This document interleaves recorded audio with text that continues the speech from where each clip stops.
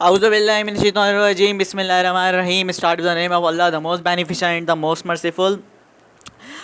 जो है ना, मैं एक्सरसाइज 19.2 पहले जो मैं अपलोड कर दूंगा, 19.1 बाद में करूंगा, ठीक है। उसके पीछे कुछ वजूहात हैं, इसकी वजह से मैं नहीं कर रहा हूँ। अच्छा, स्टार्ट करने से पहले सूरह आल इमरान, कुरान मजीद की एक आयत है सूरह आल इमरान में 190 to 191 के अंदर, कि हमने ज़मीन और आसमान को बनाने में और दिन और रात के बदलते रहने में अहले अक्ल वालों के लिए बड़ी निशानियाँ रखी हैं, ठीक है। तो ये मैं आयत जो है, ये मैं क्यों पढ़ रहा हूँ, इसका क्या ताल्लुक़ है इस आयत से, और मैं पढ़ा रहा मैं हूँ और मैं ये आयत पढ़ रहा हूँ, वजह क्या है। तो अगर आप इस आयत के अंदर आप गौर करेंगे, सूरह आल इमरान की इस आयत में 190 191 में, तो ज़मीन और आसमान के बनाने का प्रोसेस क्या है, किस चीज़ के अंदर आता है हमारा, ये साइंस है, ठीक है, फिज़िक्स है। ये दिन और रात के बदलने में ये किसका ताल्लुक़ है, साइंस का ताल्लुक़ है। ये यूनिवर्स के बारे में जानने में किसका ताल्लुक़ है, ये साइंस के सब्जेक्ट हैं। मैथ्स क्या है, मैथ्स जो है यूनिवर्स की लैंग्वेज है, ठीक है। तो ये मैथ जो पढ़ा रहा हूँ, ये मैं क्या कर रहा हूँ, ये इसी कुरान मजीद के आयत पर मैं अमल कर रहा हूँ, ठीक है, क्योंकि ये जो मैथ है ये लैंग्वेज ऑफ द यूनिवर्स है। अच्छा, मैं ये इसलिए आप लोगों को बता रहा हूँ क्योंकि अभी जो बच्चा था, वो बच्चा आके जो टोपी पहन के जो बच्चा आया था, मौलाना बच्चा जो था, उसने जो वीडियो आगे बनाई थी, वो 8 क्लास तक या फिर 9 क्लास तक तो मदरसे का बच्चा, वो माशाल्लाह से हिफ्ज़ किया हुआ है उसने कुरान पाक को, ठीक है। लेकिन उसने कभी भी जो है सब्जेक्ट्स इस तरह के नहीं पढ़े थे, मैथ्स उसने नहीं पढ़ा है, केमिस्ट्री उसने नहीं पढ़ा। आज के दौर में ये जो जितने मौलाना लोग हैं, जाली मौलाना जिनको मैं कहता हूँ, जाली मौलाना लोग जो कहते हैं कि बस दीन की तरफ आओ, तो ये जो आयत है ये क्या शो कर रहा है आपको, ये क्या, ये दीन नहीं है। कुरान मजीद में जो लिखा हुआ है ये क्या दीन नहीं है, ये दीन और दुनिया अलग नहीं है, एक ही चीज़ है। ये आसमान और ज़मीन का बनना, आसमान और दिन और रात का बदलना, ये सारी जो चीज़ें हैं, ये तो दीन और दुनिया एक ही चीज़ है, अलग नहीं है। इस बात को अच्छा, वो फिर यही लोग, ये जो बच्चा है ये उनसे बेजार हुआ है, यही लोग बोलते हैं कि आज के दौर में जिहाद हराम है, जब तक गवर्नमेंट की तरफ से गवर्नमेंट ऐलान ना कर दे। अरे भाई, गवर्नमेंट तो खुद दज्जाल को सपोर्ट करेगी, दज्जाल के सपोर्टर है, वो कैसे ऐलान कर देगी जिहाद का, समझ में। ये जो हैं ये उसके पैरोकार हैं, सहूलतकार हैं, इस वजह से वो बच्चा भी बेजार है। इसलिए ये जो है ना हमारे साथ है वो बच्चा। अब ये मैं स्टार्ट करने वाला जो, अच्छा ये मैं क्यों बता रहा हूँ, जितनी भी कंट्रीज़ आगे डेवलप हुई हैं, जितनी भी कंट्रीज़ आगे जा रही हैं आज के दौर में, ये मौलाना ये लोग समझते ही नहीं है कि आज के दौर के तकाज़ों को मद्देनज़र रखते हुए हम आगे बढ़ सकते हैं। साइंस, स्टेम की जो सब्जेक्ट हैं, science technology, STEM, science technology engineering mathematics, ये सब्जेक्ट जो भी ये पढ़ते हैं वो मुल्क ऊपर जाएंगे। दीन के साथ साथ ये पढ़ना है हमें, तब हम जाएंगे ऊपर, सही। इसलिए ये जो है ना, मैथ्स पढ़ो आप लोग, और आगे जो आने वाले जो दौर में जो जंगें जिसकी मैं बात कर रहा हूँ, जिहाद, उनका भी ये जो टेक्नोलॉजी जिसके पास होगी वही जीतेगी आज के दौर में। तो हमें इस तरह आना होगा, आप लोग सीखो इस चीज़ को, और दीन और दुनिया खुदा के वास्ते आप लोग अलग नहीं करो, ठीक है। आई बात समझ में। अभी हम स्टार्ट करने जा रहे हैं 19.2 का, जो ये क्वेश्चन है क्रैमर्स रूल्स के अंदर आता है। 1 मिनट पहले मैं देख लूँ ये रिकॉर्ड हुआ है कि नहीं। यहाँ पे जो वीडियो रिकॉर्ड हो गई थी। चले अब इस क्वेश्चन की तरफ चलते हैं। 19.2 ये लास्ट क्वेश्चन है, ये 19.2 का सबसे, और पेपर्स में आता है यही क्रैमर्स रूल और इन्वर्जन मेथड। तो ये जो है, ये क्रैमर्स रूल से पहला क्वेश्चन हम करने जाते हैं। हमारे पास ये 2 इक्वेशंस हैं, 2x + 3y = 14, और जो दूसरी इक्वेशन है वो है -4x + y = 28, ठीक है। अच्छा, क्रैमर्स रूल्स में होता क्या है, हमने यहाँ पर 3 मैट्रिक्स बनाने होते हैं, ठीक है। आप कुछ भी नाम दे दो, आप तीनों मैट्रिक्स का ABC नाम दे दो, या फिर A1 A2 दे दो, या AX AY दे दो, आपकी मर्ज़ी है, ठीक है। तीनों जो मैट्रिक्स हैं उसके फिर फॉर्मूलेज होते हैं, कुछ डिफरेंट फॉर्मूले होते हैं, वो मैं आप लोगों को बता देता हूँ। अगर आप सपोज कर रहे हो पहला मैट्रिक्स A है, तो A का फॉर्मूला है, मैं यहाँ लिख देता हूँ, A इक्वल होगा matrix A1 A2 B1 B2। अब ये A1 A2 और B1 B2 क्या है, A1 जो है वो फर्स्ट वैल्यू है, देख रहे हैं आप ये वाली इक्वेशन है हमारी, दो इक्वेशन है, ये A1 होगा और ये हमारा A2 होगा, सही है। A1 इसके हिसाब से क्या होना चाहिए 2 और A2 क्या होना चाहिए -4, देख रहे हैं आप लोग -4। इसी तरह B1 क्या होना चाहिए, B1 होना चाहिए 3 और B2 क्या होना चाहिए y के साथ कुछ भी नहीं है तो क्या है 1 है। कोएफिशिएंट लेंगे हम हमेशा, याद रखेगा, वेरिएबल के साथ जो भी वैल्यू लिखी हुई होगी कोएफिशिएंट वो हम उससे A1 A2 और B1 और B2 ये दोनों जो बचेंगे ये क्या कहलाएंगे, ये C1 और C2 होंगे, समझ गए। इसका भी एक और फॉर्मूले के अंदर ही आएगा अभी जो है, अगर हम एक मैट्रिक्स तो बन गया, सेकंड मैट्रिक्स हम बनाने जाते हैं, इस मैट्रिक्स को हम नाम दे लेते हैं A1 का नाम दे देते हैं इसको हम। तो A1 का फॉर्मूला क्या है, A1 का फॉर्मूला है A1 A2 C1 C2, ठीक है। A1 और A2 तो आपको पता है क्या है, A1 ये है, A2 ये 2 -4, C1 क्या होगा अभी मैंने बताया था 14 और C2 क्या होगा वो 28 होगा। उसके बाद आप दो मैट्रिक्स बन गए, अब एक और मैट्रिक्स बनाने जा रहे हैं A2 का, उसे हम नाम दे देते हैं A2 और A2 का फॉर्मूला क्या है, A2 का फॉर्मूला है C1, ये दो A1 और ये वाला तो हो गया, A का काम खत्म। अब B1 और B2 C1 और C2 ये आ जाएंगे इसके अंदर A2 के अंदर, फिर भी एक नज़र में देख लेता हूँ।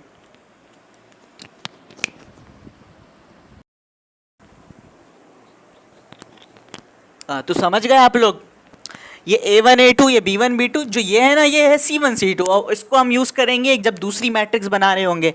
सेकंड मैट्रिक्स हम क्या बनाते हैं, हम A1 का नाम दे देते हैं उसे सेकंड मैट्रिक्स का, ये A1 का फॉर्मूला होगा C1 और C2। अभी मैंने बताया कि C1 क्या होगा, ये 14 कांस्टेंट 14 और C2 क्या होगा वो होगा 28, ठीक है। तो C1 और C2 की जगह पे हम 14 और 28 रख देंगे, और उसके बाद हमारा होगा C1 C2 और फिर A1 और A2, ये याद करना पड़ेगा आपको वरना सॉल्व नहीं कर पाएंगे। ये हो गया दूसरे मैट्रिक्स का फॉर्मूला। एक और मैट्रिक्स बनाना है हमें, 3 मैट्रिक्स बनाने हैं, तो तीनों मैट्रिक्स बनाते हैं। इसको हम नाम दे देते हैं A2 का, जो तीसरा मैट्रिक्स है A2 का नाम दे देते हैं, और इसका फॉर्मूला होता है B1/B2 और C1/C2, ठीक है। आप बता सकते हो B1 क्या है 3 है, B2 क्या है 1 है, C1 14 है और C2 28 है, ठीक है। अब इसी को ही ना हमें क्या करना है, देखें इक्वेशन है, ठीक, इक्वेशन के अंदर हम करते क्या है, हमें इक्वेशन के अंदर वेरिएबल्स की वैल्यू को फाइंड आउट करते हैं, ठीक है। तो यहाँ पर हमारे पास दो वेरिएबल हैं x और y, और हमें इसी की ही वैल्यू को फाइंड आउट करना है, इक्वेशन के अंदर और कुछ भी नहीं करना। लेकिन करना किस तरीके से, क्रैमर्स रूल से। क्रैमर्स रूल जो ये है जो मैं बताने जा रहा हूँ अभी, ठीक है। तीनों मैट्रिक्स आपने बना लिया, तीनों मैट्रिक्स को बनाने के बाद आपको x और y की वैल्यू चाहिए। तो अब मैं बताने जा रहा हूँ कि x का फॉर्मूला क्या है और y का फॉर्मूला क्या है, ठीक है। हम स्टार्ट करने जा रहे हैं क्वेश्चन को। देखें सॉल्यूशन में हम सबसे पहले ये करेंगे कि x का फॉर्मूला क्या होता है। x का फॉर्मूला होता है a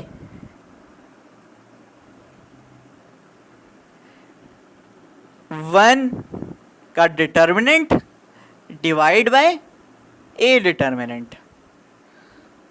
डिटर्मिनेंट के बारे में आप लोगों को पता है, 19.1 में नहीं पढ़ा ना, अभी पढ़ाता हूँ मैं, कोई मसला नहीं है। अब ये डिटर्मिनेंट निकालना भी मैं आप लोगों को सिखाता हूँ।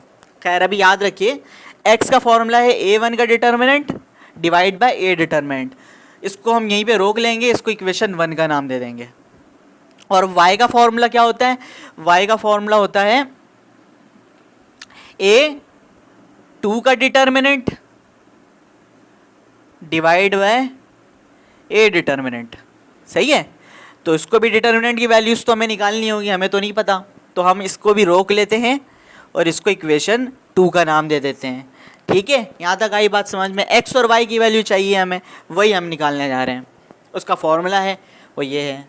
अच्छा, आपको पहले डिटर्मिनेंट निकालने से पहले आपको ये पता होना चाहिए कि A1 मैट्रिक्स की वैल्यू क्या है, A मैट्रिक्स की वैल्यू क्या है, A2 मैट्रिक्स की वैल्यू क्या है। तीनों मैट्रिक्स की वैल्यूज़ आपको पता होना चाहिए।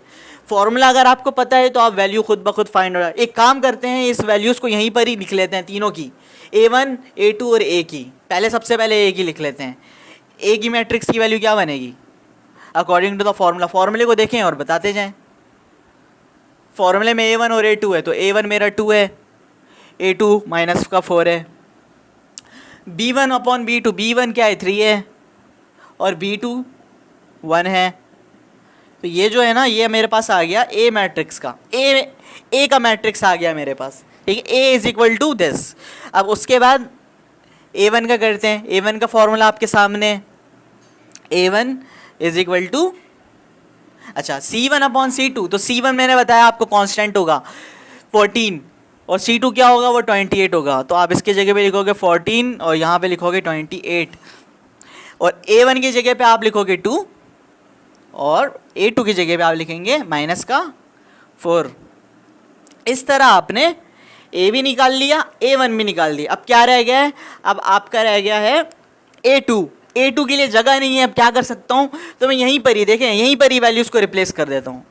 यहाँ पर इसको मैं बता देता हूँ कि ये जो है ये रफ फ़र्क है, इधर रफ फ़र्क है। देखें अब A2 के लिए जगह नहीं थी, तो A2 की वैल्यू को यहीं पर इस फॉर्मूले में आप लोग अरेंज करके दिखा देता हूँ। A2 के लिए फॉर्मूला हमारा होता है B1 अपॉन B1 B2, तो B1 मेरा 3 होगा, B1 की जगह में मैं क्या लिख देता हूँ 3, आसानी हो गई ना अब समझ में। B2 की जगह पे हम क्या लिख देंगे 1 लिख देंगे। उसके बाद C1 की जगह पे आप क्या लिख दोगे 14 लिख दोगे, और C2 की जगह पे आप लिख दोगे 28।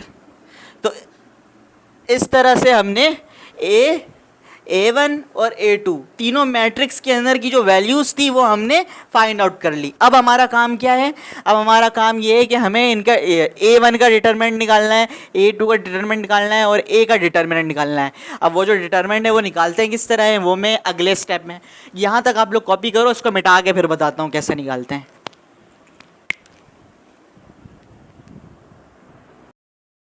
अच्छा अब देखें तीनों जो मैट्रिक्स थे, अब इनका हमें क्या निकालना था, डिटरमिनेंट निकालना था। और डिटरमिनेंट मैंने तीनों, देखें ये जो है ना A का डिटरमिनेंट है, ठीक है, A का डिटरमिनेंट लिख दिया, ये A1 का डिटरमिनेंट है और ये A2 का डिटरमिनेंट है, ठीक है। जैसे मैट्रिक्स में सिर्फ हम यूँ करके थोड़ा सा इंक्लाइन कर देते हैं, यहाँ पे हम स्ट्रेट करके लिखेंगे तो ये डिटरमिनेंट कहलाता है।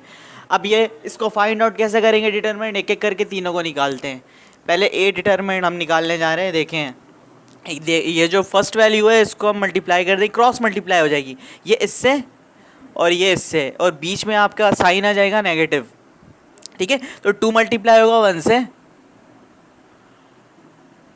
बीच में आएगा माइनस का साइन, और -4 मल्टीप्लाई हो जाएगा माइनस, क्योंकि ऑलरेडी पहले यहाँ पे माइनस है तो यहाँ पर हम ब्रैकेट के अंदर माइनस लिख देंगे ताकि ये दोनों आपस में लड़े ना, ठीक है। -4 मल्टीप्लाई बाई 3, अब 2 1 ज़ा 2, माइनस एक बाहर है, यहाँ पर एक माइनस हमने ब्रैकेट में लिखा हुआ है, तो ये दोनों हो जाएंगे प्लस, और 4 और 3 मल्टीप्लाई होकर आपस में हो जाएंगे 12, एंड 12 + 2 इज़ 14।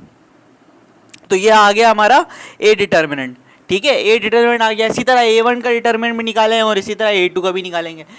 14 मल्टीप्लाई होगा -4 से और 28 मल्टीप्लाई होगा 2 से, और इन बिटवीन दीज वैल्यूज़ हमने यहाँ पर लिख देंगे माइनस साइन।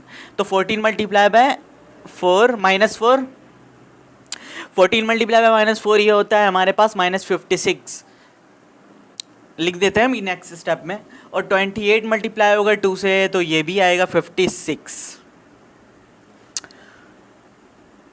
ओके, तो हम यहाँ पर -56 और यहाँ पर ही आएगा -56। अब -56 ये दोनों आपस में हो जाएंगे ऐड, सेम साइन है क्योंकि, और साइन आएगा माइनस का 1 1 2। A1 का डिटरमिनेंट आ गया हमारे पास 1 1 2। इसी तरह A2 का भी डिटरमिनेंट निकालेंगे। 3 मल्टीप्लाई होगा 28 से और 1 मल्टीप्लाई होगा 14, बीच में आएगा नेगेटिव साइन।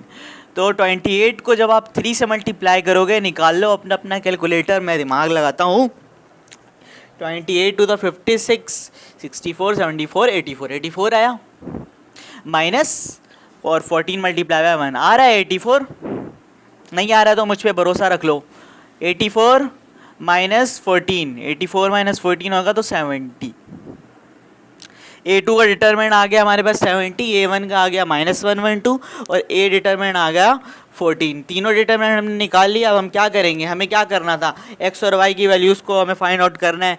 तो x और y की वैल्यू मैंने इक्वेशन 1 और इक्वेशन 2 के अंदर पुट करके वहाँ पे छोड़ के आ गया उन्हें, तो उससे वापस बुलाते हैं और उसके लिए जगह चाहिए हमें, तो मैं ये वाली जो जगह है ना यहाँ पे इसको मिटा देता हूँ और x और y को मैं यहाँ पर फाइंड आउट कर लेता हूँ। तो फॉर्मूला क्या था x का फॉर्मूला था, बताएं? नहीं याद आ रहा तो कोई बात नहीं, मैं बताता हूँ। x का फॉर्मूला था determinant of a1 divide by a determinant, ठीक है। तो a1 का डिटर्मिनेंट की वैल्यू क्या ही है, -112। यहाँ पर हम लिख देंगे -112 और a डिटर्मिनेंट की वैल्यू क्या ही है 14, तो हम यहाँ पर लिख देंगे 14। तो ये दोनों हम देखेंगे क्या एक टेबल के अंदर आ रहे हैं। हम ये देखते हैं कि चलो 7 से करके देखते हैं पहले। तो 7 की टेबल में तो 14 आता है, कंफर्म है 2 टाइम। और फिर 7 की टेबल में 112 आता है, 70 आता है, 70 आता है और 112 भी आता है। कितने टाइम आएगा, 16 टाइम आ जाएगा। तो ऊपर आ गया हमारे पास 16, तो भी 16 ऊपर है, नीचे 2 है। ये दोनों मजीद कैंसिल आउट हो सकते हैं। मैं चाहता तो डायरेक्ट 14 से कर सकता था, लेकिन आपकी आसानी के लिए मैंने 7 से करके दिखाया यहाँ पर, क्योंकि बहुत सारे बच्चों का बैकग्राउंड मैथमेटिक्स का नहीं होगा, बहुत सारे जिहादी लोग भी होंगे, तो उनके लिए आसानी के लिए मैंने यहाँ पे छोटी टेबल से किया है। तो 16 को 2 से आप इजीली आप डिवाइड कर सकते हो, 2 1 ज़ा 2 और 2 8 ज़ा 16। तो हमारे पास x की वैल्यू आई है 8/1 या फिर आप 8 कह लो, सिंपल। अब उसके बाद हम क्या करते हैं, हम y की वैल्यू फाइंड आउट करेंगे। y के लिए y का फॉर्मूला आपको याद होना चाहिए। तो y का फॉर्मूला क्या था, a2 का डिटर्मिनेंट डिवाइड बाय a का डिटर्मिनेंट। a2 की वैल्यू हमारे पास आई है 70 और a डिटरमिनेंट की वैल्यू आई है हमारे पास 14। तो ये तो डायरेक्टली 7 की टेबल से कैंसिल हो जाएगा। 7 की टेबल में 10 टाइम आएगा 70 और 7 की टेबल में 2 टाइम आएगा 14। अब मज़ीद ये दोनों कैंसिल हो रहे हैं, 10 और 2 5 टाइम और 2 आ जाएगा 1 टाइम। 2 1 ज़ा 2, 2 5 ज़ा 10। तो हमारे पास y की क्या वैल्यू आई, y की वैल्यू आई 5। इस तरह हमने क्रैमर्स रूल्स की मदद से x और y की वैल्यूज़ को निकाल लिया। और हम क्या करेंगे, इस x और y की वैल्यू को सॉल्यूशन सेट के अंदर पुट कर देंगे और उसके बाद उसको डब्बे में बंद करके पैक कर देंगे। हमारा आंसर आ गया सॉल्यूशन सेट x और y, x है 8 और y है 5, सही है। तो इस क्वेश्चन को हमने क्रैमर्स रूल्स के तहत सॉल्व कर लिया। अब आप इसे अपने पास नोट कर ले, लिख ले और इसकी प्रैक्टिस भी करें। सेकंड क्वेश्चन हमारा स्टूडेंट आके करेगा।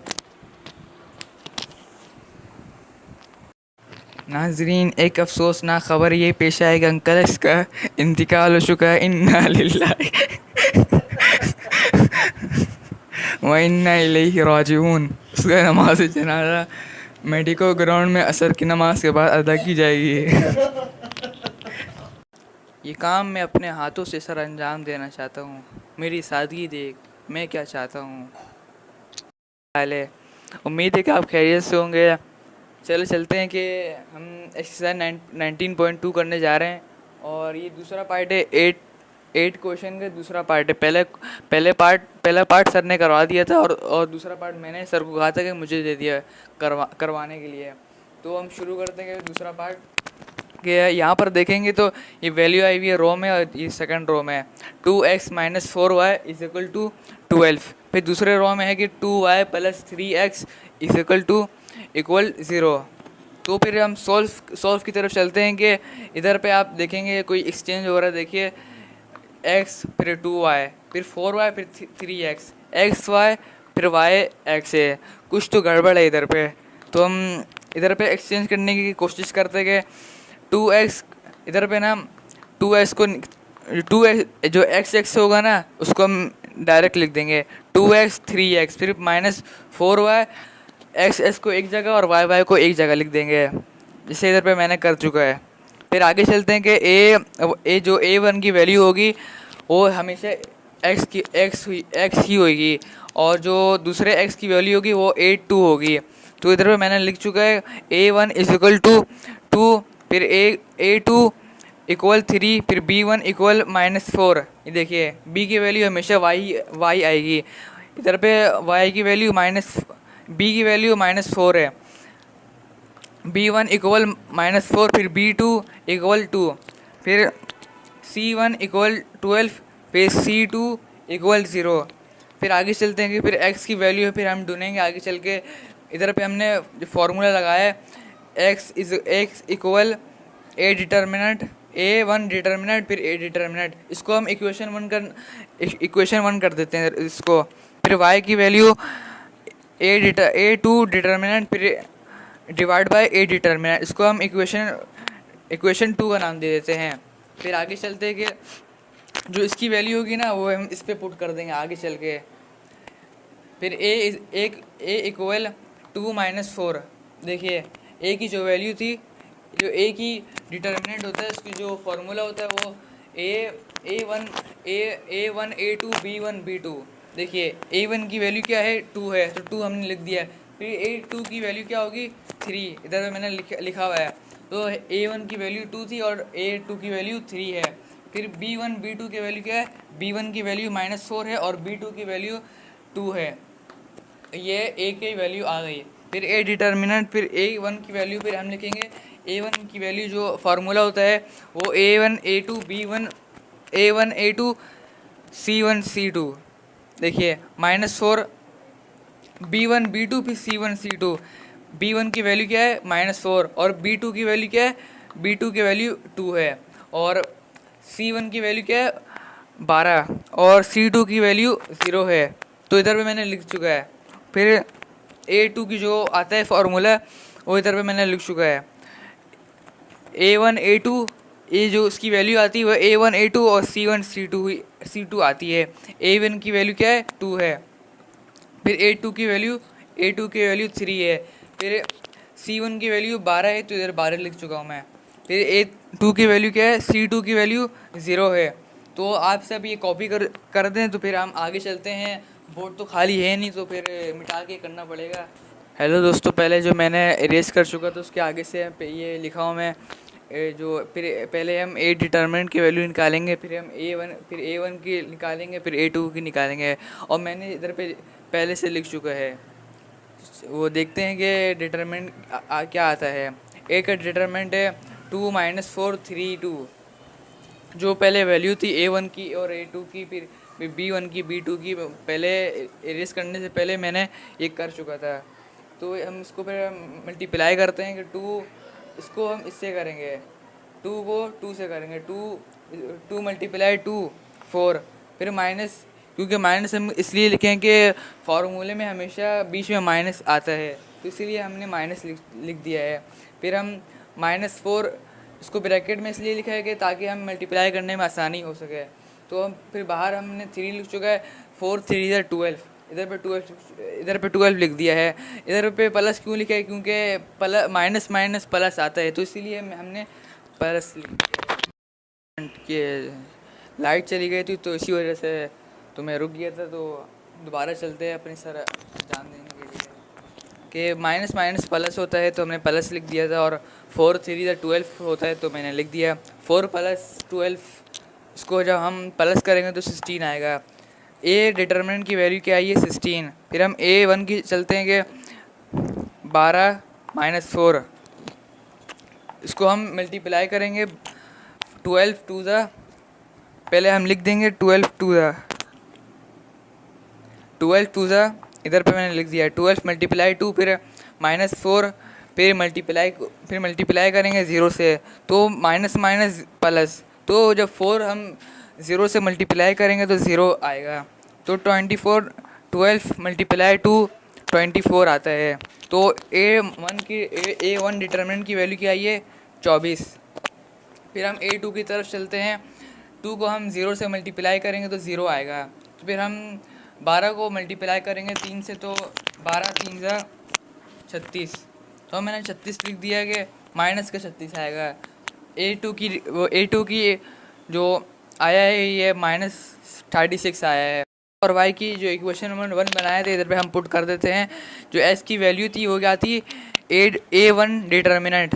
तो a1 की जो आया था आंसर वो 24 आया था, जो मैंने 24 लिख दिया है। और डिवाइड बाय a डिटर्मिनेंट, तो a डिटर्मिनेंट की वैल्यू क्या थी 16, तो मैंने 16 लिख दिया है। जब हम इसको डिवाइड करेंगे तो हम इसको 8 से डिवाइड करेंगे तो 24 8 की टेबल में कितनी मरतबात है, 3 मरतबात है, तो मैंने 3 लिख दिया इधर पे। और 16 कितनी मरतबा है 8 की टेबल में, 2 मरतबात है, तो ये एस की वैल्यू आएगी 3/2। और ये आगे तो कटेगा नहीं, 3 ना कोई आता ही नहीं इसकी टेबल से। का जो फार्मूला था वो A2 determinant divide by A था। तो फिर हम जो A2 के जो आंसर आया था वो क्या था, 36 माइनस का 36 आया था। फिर हम इसको डिवाइड करेंगे A डिटर्मिनेंट के साथ, तो A डिटर्मिनेंट के जो आंसर आया था वो 16 आया था। इसको हम जब डिवाइड करेंगे, वो डिवाइड किससे करेंगे, 4 से डिवाइड करेंगे। 4 के टेबल में 16 कितनी मरतबा आता है, 4 टाइम आता है। और 36 कितनी मरतबा आता है, वो 9 मरतबा आता है, मगर माइनस के साथ लिखेंगे, क्योंकि हम जो 36 आया था वो माइनस के साथ आया था।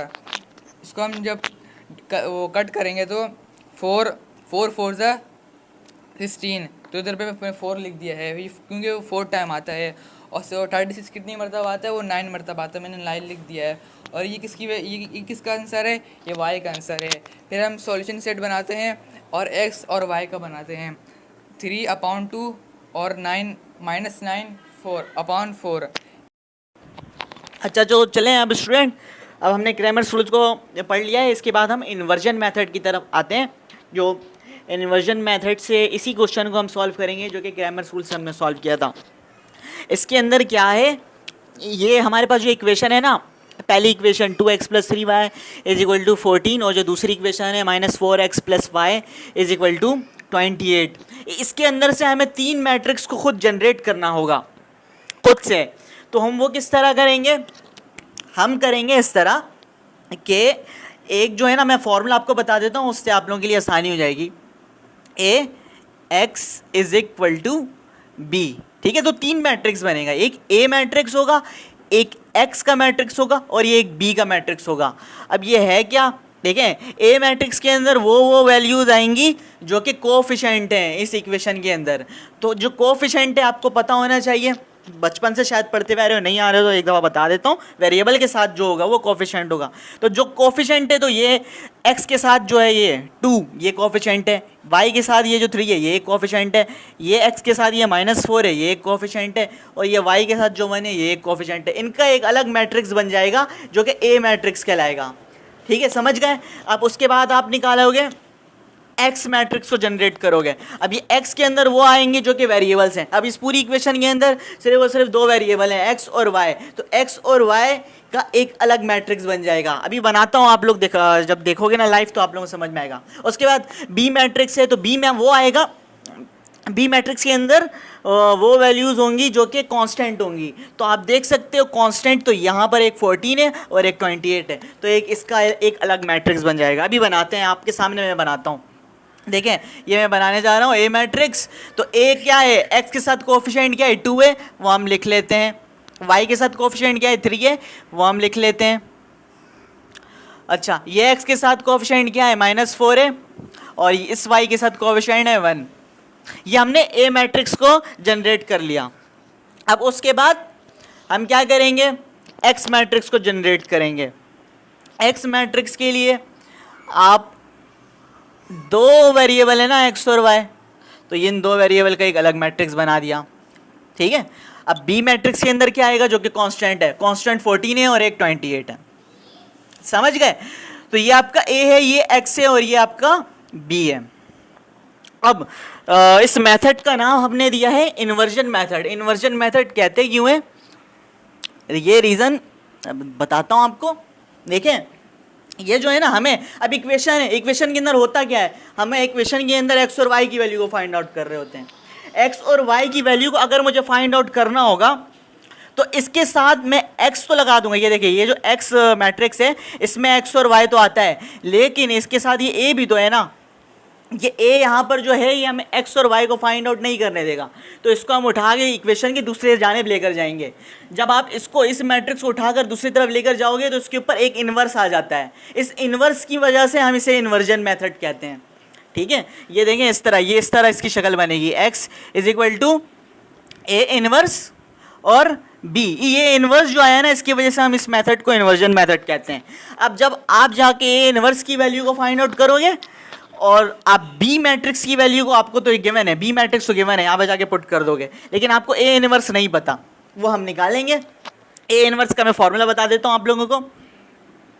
ए इनवर्स होता है adjoint of A divide by A का डिटर्मिनेंट। ठीक है, डिटर्मिनेंट निकालना तो आप लोगों ने सीख लिया है उसके अंदर क्रैमर्स रूल्स के अंदर। एडजॉइंट ऑफ ए आपको नहीं आता, वो मैं अभी बताता हूँ।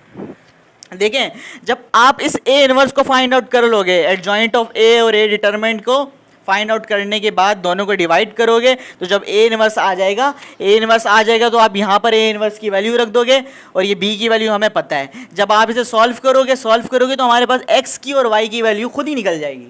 ठीक है, इस मेथड का नाम है इन्वर्जन मेथड। ठीक है, लेकिन अभी हमें ये नहीं पता, ना हमें ये ए इनवर्स पता है, ना हमें एक्स पता है, एक्स और वाई पता है, ना ही हमें ए इनवर्स पता है। तो इन दोनों को भी इक्वेशन का नाम देते हैं। ये इक्वेशन 1 बनेगी, ये इक्वेशन 2। ठीक है, अभी हमारा पहला काम क्या है कि हम ए इनवर्स को फाइंड आउट करें। तो ए इनवर्स को फाइंड आउट किस तरह कर सकते हैं?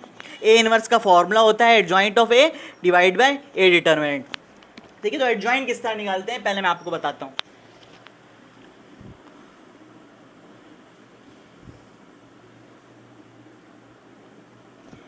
देखो भाई, ये मैट्रिक्स है हमारा 2 3 -4 1। ये ए मैट्रिक्स है। अगर हमें इसका एडजॉइंट निकालना है तो फर्स्ट वैल्यू रिप्लेस हो जाएगी लास्ट वाली वैल्यू से, और ये इसकी जगह पे और ये इसकी जगह पे। बाकी जो बीच में ये दोनों वैल्यूज हैं इनके साइन चेंज हो जाएंगे। ठीक है, ये 1 इसकी जगह पे आ जाएगा 2 के, और 2 1 की जगह पे आ जाएगा, और माइनस का 3 हो जाएगा, ये साइन चेंज हो जाएगी ना इसकी, इन दोनों की साइन चेंज हो जाएगी। ये प्लस का 3 है तो माइनस का हो जाएगा, और ये माइनस का 4 है तो ये प्लस का 4 आ जाएगा। लो, हमने निकाल लिया इसका एडजॉइंट, ए का एडजॉइंट निकल गया, इतना आसान था। ठीक है, अब एडजॉइंट आ गया, हमें अब क्या निकालना है? हमें ए का डिटर्मिनेंट भी निकालना है। तो ए का डिटर्मिनेंट भी साथ निकाल लेते हैं। ए मैट्रिक्स आपको पता है, ये ए मैट्रिक्स है। चलें डिटर्मिनेंट निकालते हैं अब। 2 3 -4 और 1। ठीक है, तो ये दोनों मल्टीप्लाई होगा, 2 1 2 आ जाएगा, माइनस साइन। ठीक है, माइनस साइन फॉर्मूले का है। फिर ये एक माइनस का 4 है, ये मल्टीप्लाई होगा 3 से। सॉल्व करते हैं, 2 1 2 माइनस माइनस प्लस 4 3 12। तो ए डिटर्मिनेंट की जो वैल्यू आई है वो आई है 14। ठीक है, ए डिटर्मिनेंट की वैल्यू आई है हमारे पास 14, और एडजॉइंट ऑफ ए की वैल्यू आई है मेरे पास ये। अब एडजॉइंट ऑफ ए भी हमें पता चल गया है और ए डिटर्मिनेंट भी हमें पता चल गया है। हम क्या करते हैं, इस इक्वेशन 2 के अंदर दोनों वैल्यूज़ को पुट कर देते हैं और उसको मज़ीद सॉल्व करते हैं। जब और सॉल्व करेंगे तो मेरे पास ए इनवर्स आ जाएगा। क्योंकि जगह नहीं है तो यहाँ तक आप लोग लिखें ताकि मैं मिटा के आगे कर सकूँ।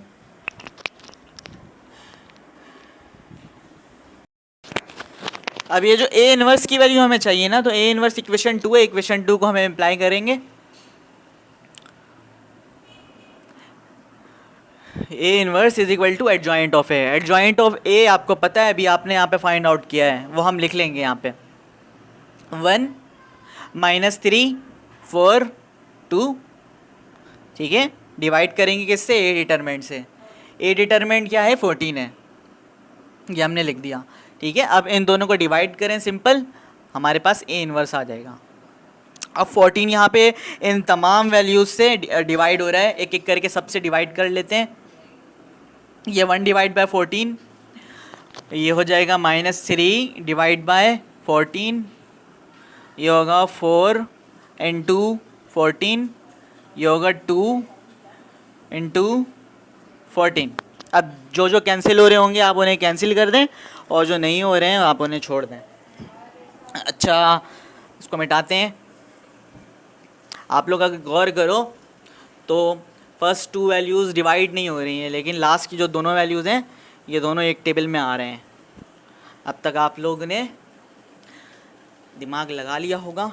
बताइए, ये दोनों ही 2 की टेबल में आ रहे हैं, ये दोनों ही 2 की टेबल में आ रहे हैं। दोनों को कैंसिल कर देते हैं और फाइनल वैल्यू बता देते हैं अपनी। ए इनवर्स का जो फाइनल आंसर आएगा, ये दोनों तो कैंसिल नहीं हो रहा है, ऐसे ही लिख दो 1/14 -3/14। ये हो रहे हैं 2 की टेबल में, और ये आएगा 7 टाइम, ये आएगा 1 टाइम और ये आएगा 7 टाइम। 2 की टेबल से दोनों ही कैंसिल हो रहे हैं। तो हमारे पास क्या आया 2/7 और दूसरी तरफ आ रहा है 1/7। ये ए इनवर्स है हमारे पास, ठीक है। अब ए इनवर्स इससे ज़्यादा आप मज़ीद और सॉल्व नहीं कर सकते, ठीक है। तो ये हमारा ए इनवर्स फाइनल आ गया है। अब आपको ए इनवर्स जब पता चल जाएगा तो आप क्या करोगे, आप आओगे इक्वेशन 1 के अंदर। इक्वेशन 1 के अंदर आप जाओ और जाकर वहाँ पर आप इसकी वैल्यूज़ को पुट कर दो। तो x की वैल्यू क्या थी हमारी, x की वैल्यू थी, first we apply equation 1, x की वैल्यू क्या थी, x और y थी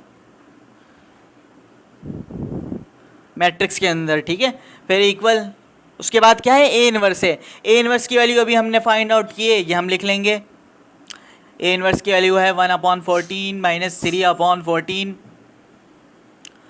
2/7, 1/7, ये इनवर्स है। उसके बाद बी मैट्रिक्स की वैल्यू आप लोगों ने, मैंने मिटा दिया लेकिन मुझे याद है अल्हम्दुलिल्लाह। तो बी मैट्रिक्स की वैल्यू थी 14/28।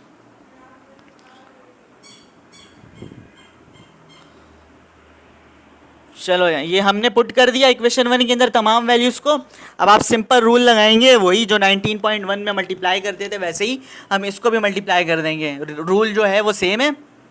फर्स्ट रो कॉलम तो यहाँ पे एक ही है सेकंड का। देखिए ये जो 1/14 है ये डिवाइड हो जाएगा 14, मल्टीप्लाई होगा। फर्स्ट वैल्यू फर्स्ट से मल्टीप्लाई होने के बाद हमारे पास आंसर आएगा 14 डिवाइड बाय 14 माइनस 3 मल्टीप्लाई होगा 28 से। तो 28 3 क्या होता है, ये होता है 84। मुझ पे यकीन नहीं है तो कैलकुलेटर निकाल लो, लेकिन मुझे खुद पे भरोसा है ये 84 ही है। अच्छा, डिवाइड बाय 14। उसके बाद ये सेकंड वैल्यू है, जो सेकंड रो है, ये इससे मल्टीप्लाई हो जाएगा, 2 मल्टीप्लाई होगा ऊपर वाली वैल्यू से। तो 2 14 से मल्टीप्लाई होने के बाद आएगा 28, नीचे 7। अच्छा, बीच में यहाँ पर आप देख रहे हो कोई साइन नहीं है, तो यहाँ पर इसका मतलब प्लस है। अब ये 1 मल्टीप्लाई होगा किससे, 28 से। तो हम लिख देते हैं 28, 1 इंटू 28 आएगा, नीचे क्या है 7 है। अब आप इसको क्या करो, सिंपल इनको सॉल्व कर लो, हमारे पास आंसर बहुत जल्द आने वाला है। इनका एलसीएम निकलेगा, नीचे तो 14 आएगा, इन दोनों में ही नीचे 14 है। अच्छा, इससे ये कैंसिल हो जाएगा, हमारे पास आया सिर्फ 14, और ये वाले 14 से भी ये 14 कैंसिल गया, कैंसिल, तो हमारे पास सिर्फ बच जाएगा 84। यहाँ पर नीचे आएगा, आप देख सकते हो इधर भी 7 है, यहाँ पे भी 7 है, तो यहाँ पर नीचे एलसीएम हम लेंगे तो 7 ही आएगा। इस 7 से 7 कैंसिल, हमारे पास ऊपर बचा है 28, और यहाँ पर प्लस है, ये वाले 7 से भी ये 7 कैंसिल, हमारे पास ऊपर एक और 28 बच गया। इन दोनों को हमने लिख दिया, ठीक है। तो अभी मुझे मिटाना होगा। मिटाने के लिए मैं एक काम करता हूँ, 1-2 स्टेप रह गए, मैं यहाँ पे इसको ही मिटा देता हूँ ताकि एक्स और वाई की वैल्यू मैं फाइंड आउट कर लूँ और आप लोगों को परेशानी ना हो कुछ भी, एक साथ आप सारा छाप सकते हो। देखो, इसके आगे का स्टेप यहाँ करता हूँ, x और y। 14 में आप माइनस को 84 कर दो तो हमारे पास आएगा 70 माइनस का, और नीचे है 14। इसी तरह आप 28 और 28 को 8 कर लो तो हमारे पास आएगा 56, और नीचे है 7। अब ये दोनों ही एक टेबल के अंदर आ रहे हैं, दोनों ही अपने अपने टेबल में कैंसिल आउट भी हो रहे हैं। 70 भी 14 के टेबल में आता है और 14 भी 14 के टेबल में आता है। ये 1 टाइम आएगा और ये आएगा 5 टाइम, ठीक है। मैं जल्दी जल्दी कर रहा हूँ, जिहादी भाइयों नाराज़ मत होना, क्योंकि अब मैं 7 से करूँगा तो फिर टाइम लग जाएगा। तो 14 के टेबल से आप करके देख लो, 14 1 14 और 14 5 70। हमारे पास ऊपर आएगा 5। अच्छा, यहाँ पे 56 है और यहाँ पर 7 है, तो ये भी एक दोनों जो कैंसिल हो जाएंगे की टेबल में आते हैं 7 के टेबल में। तो 7 1 7 और 7 8 56। तो हमारे पास फाइनल जो आंसर आएगा x और y का, वो आएगा 5, ठीक है, क्योंकि यहाँ पे 5 बच रहा है और नीचे 1 है, तो 1 तो गया, गायब हो जाएगा, अननोन। उसके बाद यहाँ पर 8 बच रहा है और इसके भी नीचे 1 है, तो ये भी 1 गया, तो यहाँ पर सिर्फ 5 और नीचे आएगा 8। तो इस तरह हमें पता चलता है बाय इक्वलिटी मेथड कि x की वैल्यू क्या है, 5 है, और y की वैल्यू क्या है 8 है, ठीक है। तो हमने यहाँ पर क्या कर दिया, x और y की दोनों वैल्यूज़ को हमने फाइंड आउट कर लिया। x is equal to 8, this imply x is equal to 8, x is equal to 5 and y is equal to 8। तो आप यहाँ पर सॉल्यूशन सेट भी बना सकते हो और इसको डब्बे में बंद भी कर सकते हो ऐसे करके, ठीक है। तो ये हमने इन्वर्जन मेथड के। अस्सलाम वालेकुम स्टूडेंट्स, आई होप आप खैरियत से होंगे। तो पहले सर ने क्वेश्चन करवा चुका था 19.1 का, फर्स्ट क्वेश्चन 8 का। तो अब हम दूसरा करने जा रहे हैं। पहले इसको हम अरेंज कर लेते हैं। क्वेश्चन ये है 2x minus 4y equal minus 12, फिर 2y प्लस 3x इक्वल 0। तो इसमें हम कुछ गलतियाँ हो रही थी, तो हम इसको अरेंज कर लेते हैं। 2x minus 4y equal minus 12, फिर 3x, यहाँ पर 2 आ जाए, तो इसी वजह से हमने 3x लिख दिया है। फिर प्लस 2y इक्वल 0, क्योंकि अब आगे हम जब आंसर कर रहे होते हैं तो फिर हमें मसला होता है।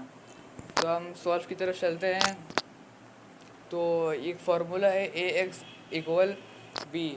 तो x की वैल्यू क्या है, जो कोफिशेंट है जो x के साथ और y के साथ जो लिखा हुआ है नंबर, उसको हम इधर पे लिख देते हैं। देखिए 2 3 माइनस 4y, 2 3 माइनस 4 2। तो ये हमारा a आ चुका है। और x क्या है, हमारा वेरिएबल है x और y। फिर इक्वल आ रहा तो इक्वल लिख दिया इधर पे।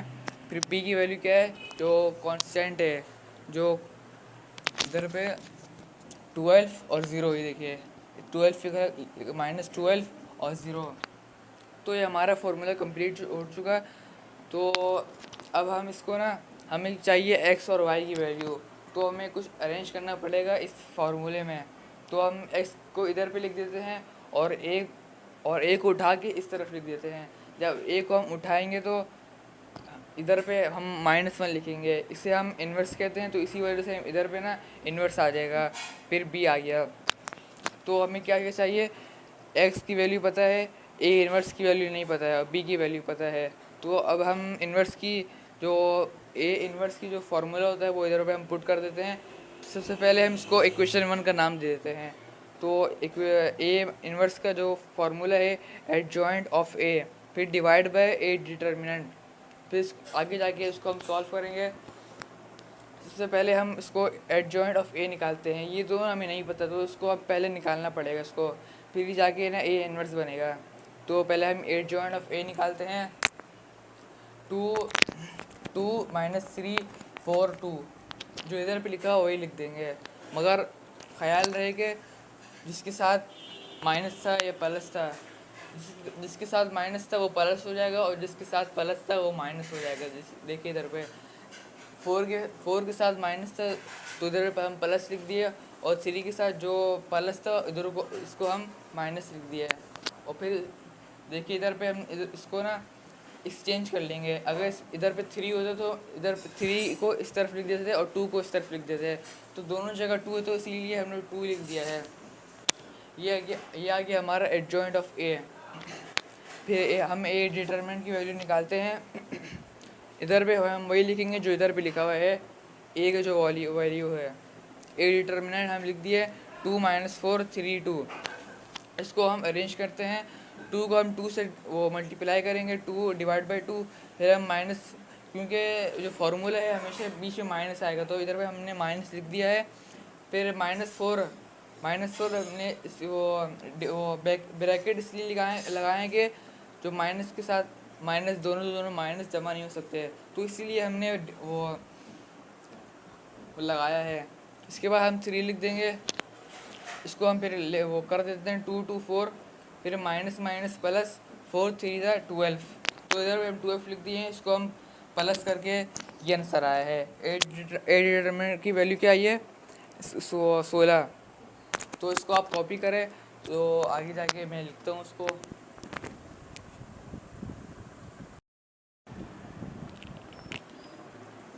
ओके स्टूडेंट, आगे चलते हैं। जो हमने इक्वेशन 2 बनाया था, उसको हम इधर पे पुट कर देते हैं। इक्वेशन 2 जिसको बनाया था ए इन्वर्स वो एडजॉइंट ऑफ ए और डिवाइड बाय ए डिटर्मिनेंट को हमने इक्वेशन 2 का नाम दिया था। तो जो एडजॉइंट ऑफ ए की जो वैल्यू आई थी वो हमें ये आई थी 2 4 -3 2, और जो ए डिटर्मिनेंट की जो वैल्यू आई थी वो 16 आई थी। तो हम इधर पे ए इन्वर्स पर जो जो था इधर पे एडजॉइंट ऑफ ए जो फार्मूला था इसको हम इधर पे पुट कर चुके हैं। आगे चलते हैं ए उसको हम ना बारी बारी डिवाइड करेंगे, जैसे 16 से वो 2 को 16 से, फिर 4 को 16 से, फिर 3 को 16 से, ऐसे ऐसे करेंगे।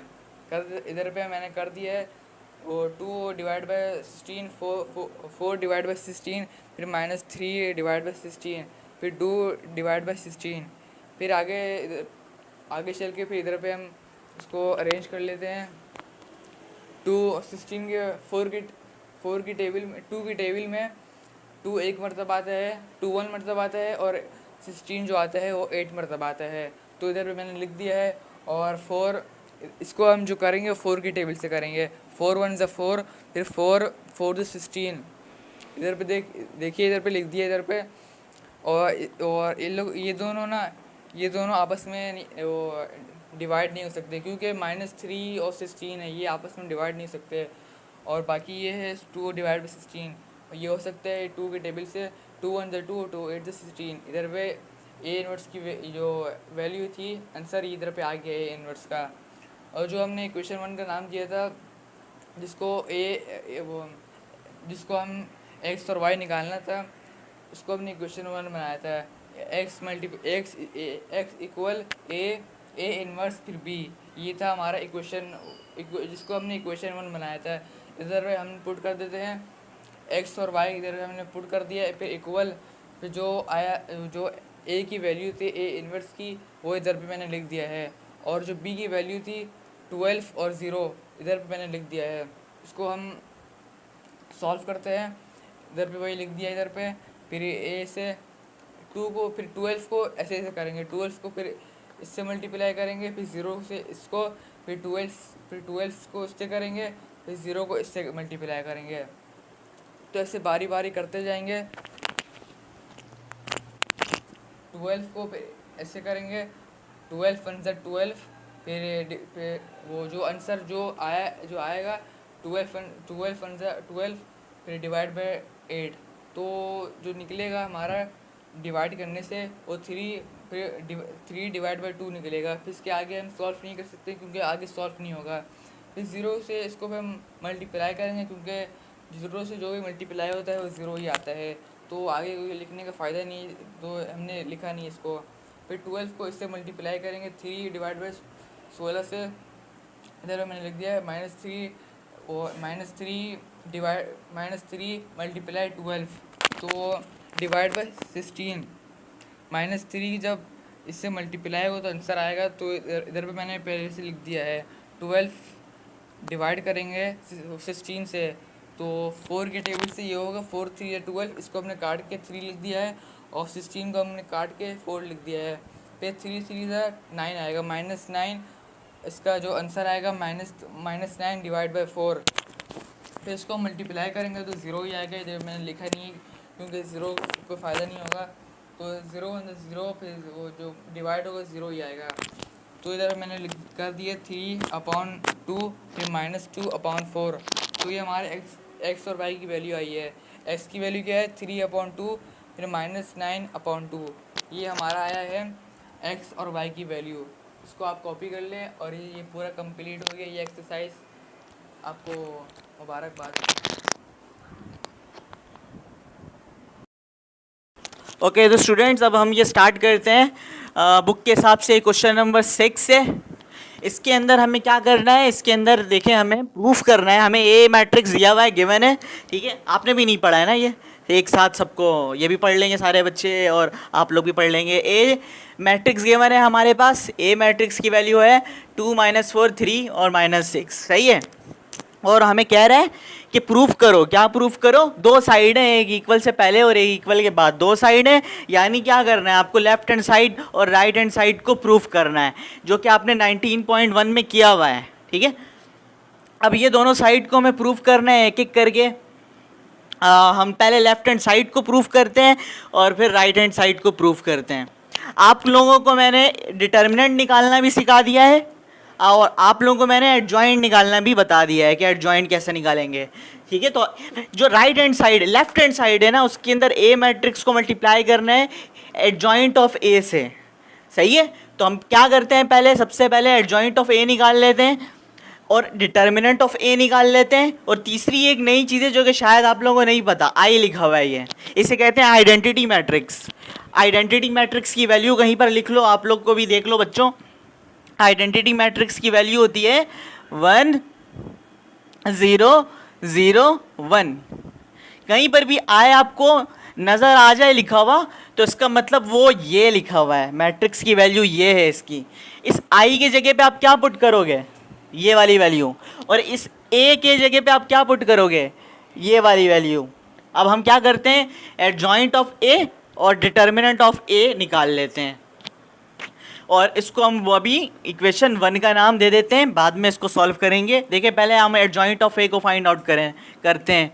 एडजॉइंट ऑफ ए क्या निकलेगा, एडजॉइंट ऑफ ए किस तरह निकालते हैं ज़रा सा बताइए ओवेस। ये -6 से ऊपर आ जाएगा और 2 यहाँ पर इसके जगह पे, और जो मिड वाली वैल्यूज़ हैं इसकी साइन में चेंजिंग आ जाएगी, ये -3 हो जाएगा और ये हो जाएगा 4। ये हमने निकाल लिया एडजॉइंट ऑफ ए। ठीक है, इसका काम हो गया। अब हम क्या निकालने जा रहे हैं, डिटर्मिनेंट ऑफ ए। साथ साथ डिटर्मिनेंट ऑफ ए भी निकाल लेते हैं। हाँ बच्चे यहाँ पर गलती कर देते हैं, एडजॉइंट ऑफ ए का डिटर्मिनेंट निकालने लग जाते हैं। एडजॉइंट ऑफ ए का नहीं, आपको ए का डिटर्मिनेंट निकालना है। ए की वैल्यू आप लिखो डिटर्मिनेंट के अंदर, ए की वैल्यू है 2 3 -4 और -6। ठीक है, और डिटर्मिनेंट निकालने का वही मेथड है कि आपस में क्रॉस मल्टीप्लाई कर देंगे इन दोनों को। 2 मल्टीप्लाई बाय -6 माइनस का है, बीच में माइनस साइन, -4 इंटू 3, तो ये मल्टीप्लाई होगा तो आ जाएगा -12। ये माइनस माइनस हो गया प्लस, और 4 3 ज़ा 12, -12 + 12 डिटर्मिनेंट 0, यानी ए डिटर्मिनेंट क्या है 0। ए डिटर्मिनेंट की वैल्यू हमारे पास आ गई 0। तो ये तो बड़ा आसान हो गया हमारे लिए। 0 को मल्टीप्लाई करेंगे, देखें ए डिटर्मिनेंट है यहाँ पर। खैर अभी रुको, अभी कुछ भी नहीं बताऊंगा मैं, आप लोग यहाँ तक अपने पास करके लिख लो, फिर उसके बाद हम आते हैं राइट हैंड साइड और लेफ्ट हैंड साइड को सॉल्व करेंगे। लेकिन दोनों वैल्यूज़ अपने पास नोट करके लिख लो। एडजॉइंट ऑफ ए की वैल्यू ये है, ठीक है, और डिटर्मिनेंट ऑफ ए की वैल्यू ये है। सही, यहाँ तक फिर आगे चलते हैं। ओके तो स्टूडेंट अब हम आगे बढ़ेंगे। लेफ्ट हैंड साइड को और राइट हैंड साइड की वैल्यूज़ को हमने यहाँ पे लिख दिया। लेफ्ट हैंड साइड के अंदर एक काम करो ना, इसको इक्वेशन 1 क्यों बनाया हुआ है, इसकी कोई ज़रूरत है, इसको भी मिटाओ। लेफ्ट हैंड साइड और राइट हैंड साइड को सिंपल प्रूफ कर लेते हैं, 1 भी बनाने की ज़रूरत नहीं है, उसको भी मिटा दो। अब देखें, मैंने ए की जगह पे लेफ्ट हैंड साइड लिया, ए की जगह पे ए मैट्रिक्स की वैल्यू लिख दी, और फिर अभी एडजॉइंट ऑफ ए निकाला है आप लोगों ने, मैंने एडजॉइंट ऑफ ए की वैल्यू यहाँ पे लिख दी।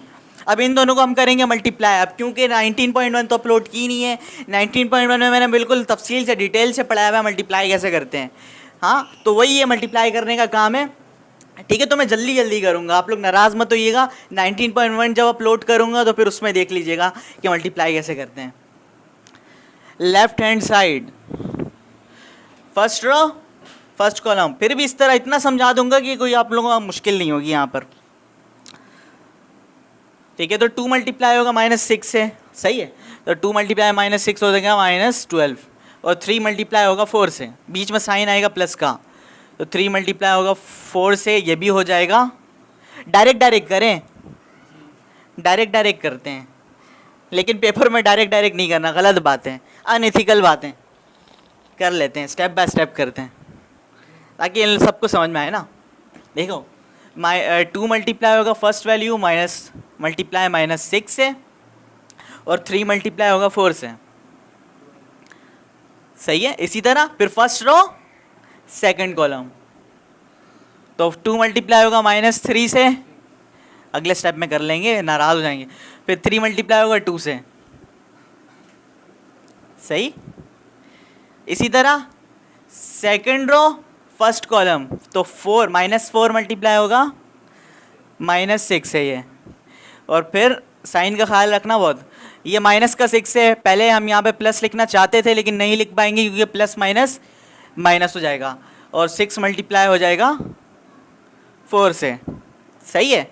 इसी तरह second row second column -4 multiply होगा -3 से और -6 मल्टीप्लाई हो जाएगा 2 से, ठीक है। प्लस में लिख सकता था लेकिन टाइम का ज़या है, दोबारा माइनस हो जाना है, वैसे भी आ गई ना बात समझ में, ये इस तरह होगा।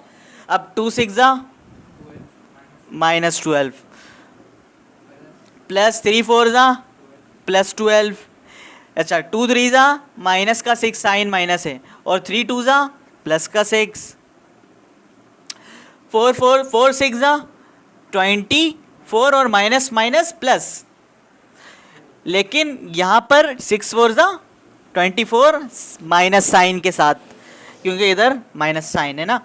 यहाँ पर क्या हो जाएगा 4 3 माइनस नहीं -4 -3 प्लस का 12, लेकिन यहाँ पर क्या आएगा -12। अब देखो हो क्या रहा है, हो ये रहा है कि 12 -12 + 12 0, हाँ -6 + 6 ये भी 0, 24 -24 ये भी पूरा का पूरा 0 और 12 -12 0 0 0 0 सब 0।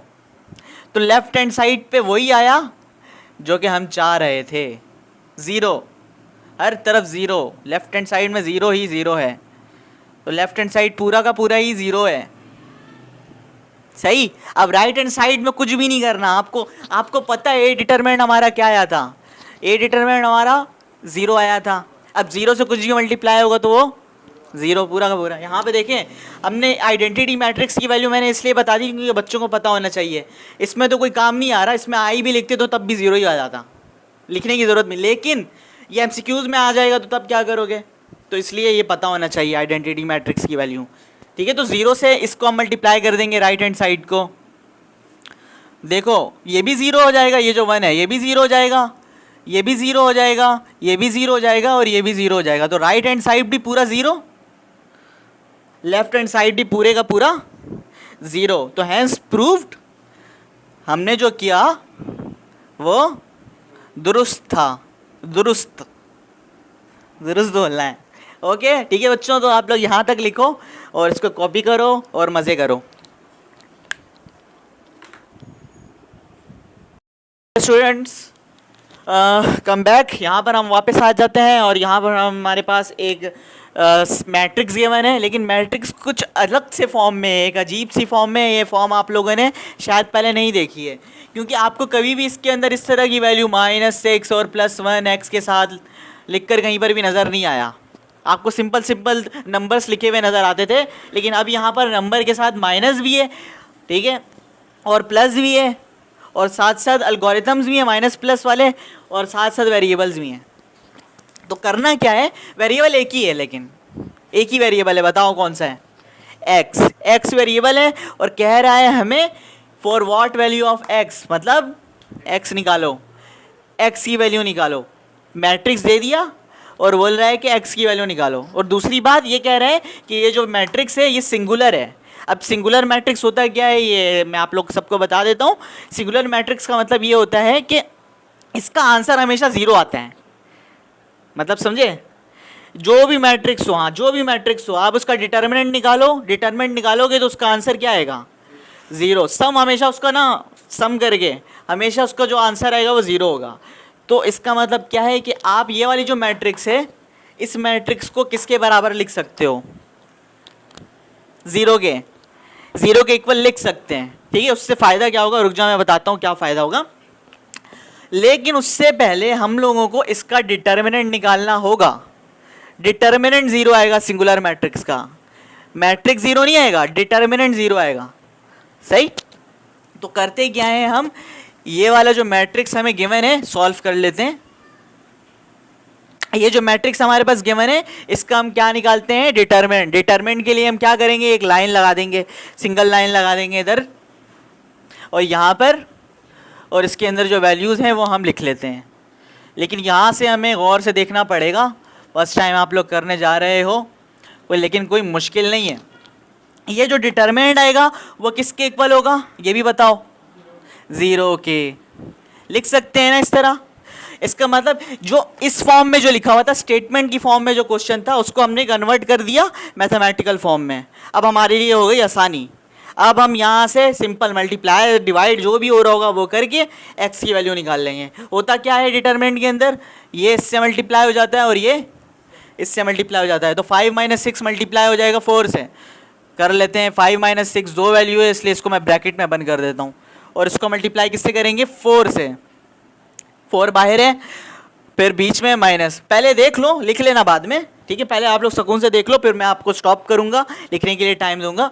फिर ये जो 2 मल्टीप्लाई होगा x + 1 से, और बीच में साइन क्या आता है, गुड, माइनस साइन आ गया। अब ये 4 मल्टीप्लाई होगा 5 - 6 से, तो मतलब ये, और x है, ठीक है। तो 4 मल्टीप्लाई होगा 5 से, और फिर ये 4 मल्टीप्लाई होगा -x से, तो 4 5 = 20। उसके बाद 4 मल्टीप्लाई बाय -x क्या आएगा, माइनस का 4x, माइनस साइन के साथ। इसी तरह माइनस का 2 मल्टीप्लाई होगा x के साथ, तो क्या आएगा, माइनस का 2x, और -2 मल्टीप्लाई होगा +1 से, तो क्या आएगा, माइनस का 2 = 0। अब क्या करेंगे, गधे गधे अलग, घोड़े घोड़े अलग, x अलग, नंबर अलग। x वाली वैल्यूज को हम क्या कर लेंगे, सम कर लेंगे, तो 4x है और 2x है, सम है, ये क्या हो रहे हैं आपस में बताइए, 4x माइनस का है और एक 2x माइनस का है, इन दोनों को क्या करूं मैं, क्या हो जाएगा, ये माइनस का 4x माइनस का 2x, जल्दी से, सबका टाइम ज़ाया होगा। माइनस का 6x, 4 अंडे टूटे हुए थे, 2 और तोड़ दिए तो टोटल 6 टूट गए ना, माइनस का। अच्छा, बाकी एक गधों का काम हो गया, अब घोड़ों पे आते हैं। एक 20 है, 20, और एक है 2, ठीक है। तो 20 - 2 क्या होता है, 18। साइन बताएं, प्लस का 18, किसके इक्वल है, ये 0 के इक्वल है, सही है। ये बात आ गई समझ में, हमने क्या किया है, सिंपल x वाली वैल्यूज को अलग सॉल्व किया है और दो नंबर्स को हमने अलग सॉल्व कर लिया। इसके बाद अब हम क्या करेंगे, हमें चाहिए क्या था, हमें x चाहिए ना, तो वही वो बिल्कुल उसी तरफ हम जा रहे हैं, x लेने की तरफ जा रहे हैं। अब x जो है यहाँ पर हमारे पास मौजूद है, इसको हमें जो चाहिए होता है हम उसको क्या चाहते हैं, उसको अलग कर दें, आइसोलेट करें, किसी दूसरे साइड में लेके चले जाएं। तो माइनस का 6x यहाँ पर अभी है, और लेकिन उसके साथ ये 18 भी है, तो हमें क्या चाहिए, इसको उठाएं और वहाँ पर ले जाते हैं।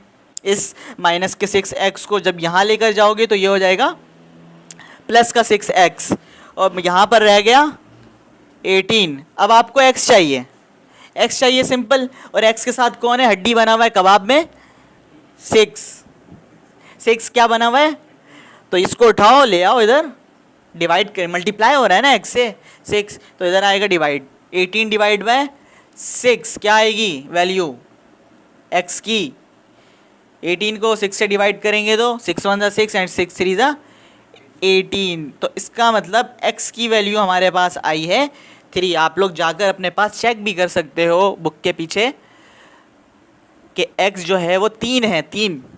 आप लोग लिखो इसको, बहुत छोटा सा क्वेश्चन था, उम्मीद है कि कम टाइम लगा होगा।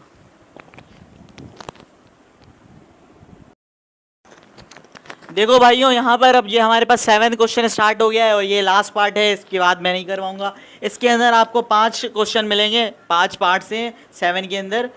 तो आपने ये पहले इन्वर्जन मेथड में किया हुआ है, तो आप लोगों के लिए कोई ज़्यादा मुश्किल नहीं होगी, खासकर वो मैट्रिक्स जो कि 2x2 के। हाँ, 3x3 की जो मैट्रिक्स है उधर आपको प्रॉब्लम होगी, लेकिन 2x2 के मैट्रिक्स को करने के लिए ज़्यादा कोई परेशानी नहीं होगी। जो दूसरा पार्ट है ना, वो मैं नहीं करवाऊंगा, वो आप खुद ही कर सकते हो, क्योंकि मैं बस अभी स्टार्ट कर रहा हूँ, क्योंकि डेमो देना है इस क्वेश्चंस का, तो इसलिए पहला मैं करवा दे रहा हूँ। हाँ, बाकी के रह गए आपके 3 और रह जाएंगे इसके बाद। उस टोटल रहेगा 5 है, 5 में से एक मैं करवा रहा हूँ ये वाला, दूसरा आप लोग करोगे, ठीक है। उसके बाद रह गए उधर के 3, वो जो 3 है आखिरी के, वो तीनों 3x3 के हैं, तो उस 3 में से भी मैं 2 करवाऊंगा, एक आप लोग कर लेना, ठीक है, क्योंकि ज़्यादा टाइम हमारे पास नहीं है वो, क्योंकि वो वाले जो पार्ट है वो इंपॉर्टेंट, इसलिए वो मैं दोनों करवा देता हूँ। अब हम आते हैं इधर, इन्वर्स निकालना है हमें, बोल रहा है इन्वर्स निकालो by adjoint method. Adjoint method आप लोगों ने पढ़ लिया है इन्वर्जन मेथड के अंदर। तो इन्वर्स का फॉर्मूला क्या होता है, ए इन्वर्स है is equal to adjoint of A A determinant. अब इसी का ही यही जो मैट्रिक्स है इसका आप लोग एडजॉइंट निकालो, इसको इक्वेशन 1 का नाम दे देते हैं। इसका हम एडजॉइंट निकालते हैं, ए का एडजॉइंट निकालो तो क्या आएगा, माइनस का 1 यहाँ पर आ गया, 3 यहाँ पर।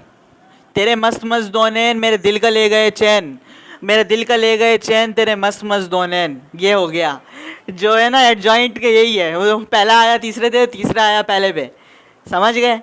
यानी उसकी जगह इसने ले ली, इसकी जगह उसने ले ली है। यही काम हम करते हैं। इस -1 ने इस भाई 3 की जगह ले ली और इस 3 ने इस -1 की जगह ले ली। और इसके बाद जो बीच में यहाँ पर इन दोनों के साइन में चेंजिंग आ जाएगी। तो ये 2 का है, प्लस का 2 है, ये माइनस का 2 है, तो ये हो गया माइनस का 2 और वो हो गया बेचारा प्लस का 2। जेंडर चेंज दोनों के। तो यहाँ पर हमने क्या निकाल लिया, एडजॉइंट निकाल लिया। इसी तरह एडजॉइंट निकालने के बाद हम क्या करते हैं, इसका मैट्रिक्स डिटर्मिनेंट भी निकाल लेते हैं। ए का डिटर्मिनेंट हम साथ साथ निकालते हैं। ए का डिटर्मिनेंट क्या आएगा ज़रा सा देखते हैं एक नज़र। -2 -1 3 मल्टीप्लाई बाय -1 क्या आएगा, -3। गुड, बीच में है माइनस का 2 इसलिए ब्रैकेट लगा रहा हूँ और फिर ये मल्टीप्लाई हो रहा है 2 से। तो हमारे पास आएगा ये -3 माइनस माइनस प्लस और 2 2 ज़ा 4। After solving this equation we will get the value 1 + 1 1 आएगी वैल्यू। -3 + 4 क्या है 1। तो हमारे पास ए डिटर्मिनेंट की वैल्यू आई है 1 और एडजॉइंट ऑफ ए की वैल्यू आई है दिस। अब हम इन दोनों को एडजॉइंट ऑफ ए और ए डिटर्मिनेंट को, इन दोनों को हम जाके पुट कर देंगे इक्वेशन नंबर 1 में। इक्वेशन 1 एम्प्लाई ए इनवर्स की वैल्यू, एडजॉइंट ऑफ ए की जगह पे आप लिख रहे हो -1 -2 2 और 3। ये एडजॉइंट ऑफ ए है और ए डिटरमिनेंट की जगह आप क्या लिखोगे 1, जो कि लिखने की ज़रूरत ही नहीं है क्योंकि 1 अंकल एक्स हो गया, गायब हो जाता है, नज़र ही नहीं आता है। और ये 1 गायब, तो हमारे पास ए इनवर्स की वैल्यू, फाइनल वैल्यू क्या हो जाएगी -1 -2 और 2 और 3। बाकी इस 1 को ढूंढ सकते हो तो ढूंढ लो। ये आ गया ए इनवर्स और ए इनवर्स हमने इस तरह निकाल लिया। तो इस तरह एडजॉइंट मेथड से हमने ए इनवर्स को फाइंड आउट कर लिया। अब जो दूसरा पार्ट है वो आप लोग करने की जहमत कर लें, बाकी थर्ड और फोर्थ मैं करवाता हूँ।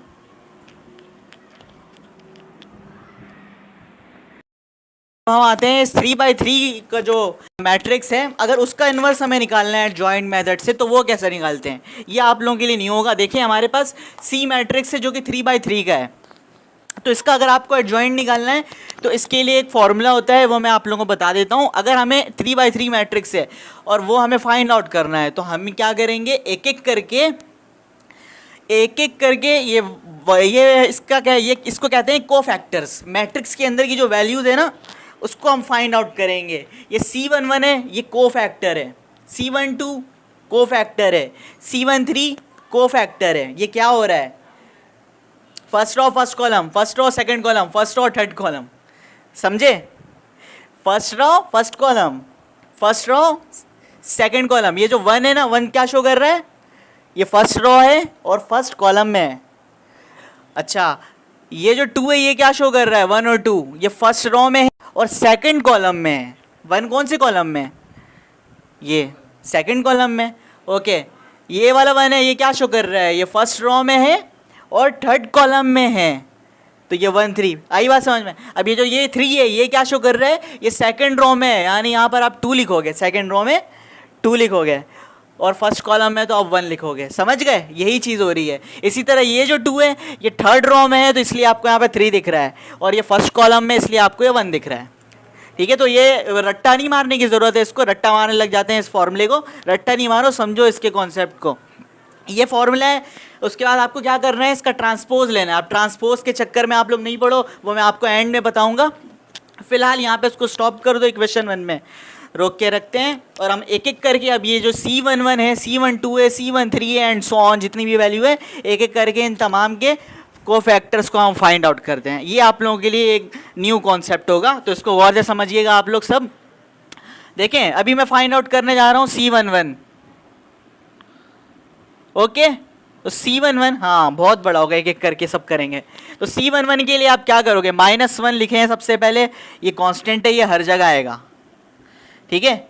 -1 लिखने के बाद आप क्या करो, ये जो 1 है और इसके साथ ये जो 1 है, इन दोनों को ऐड कर दो, 1 + 1 ऐसे करके लिखेंगे। 11 जो लिख रहे हैं ना, फॉर्मूले के अंदर है ये, माइनस का 1 कांस्टेंट है, सब में आएगा, -1 आएगा। उसके बाद अगर यहाँ पे 1 2 होता तो उसको कैसे लिखते हैं, 1 2 12 होता तो 1 + 2 करके लिख देते, लेकिन क्योंकि यहाँ पे 11 है तो हम 1 + 1 करके लिख रहे हैं।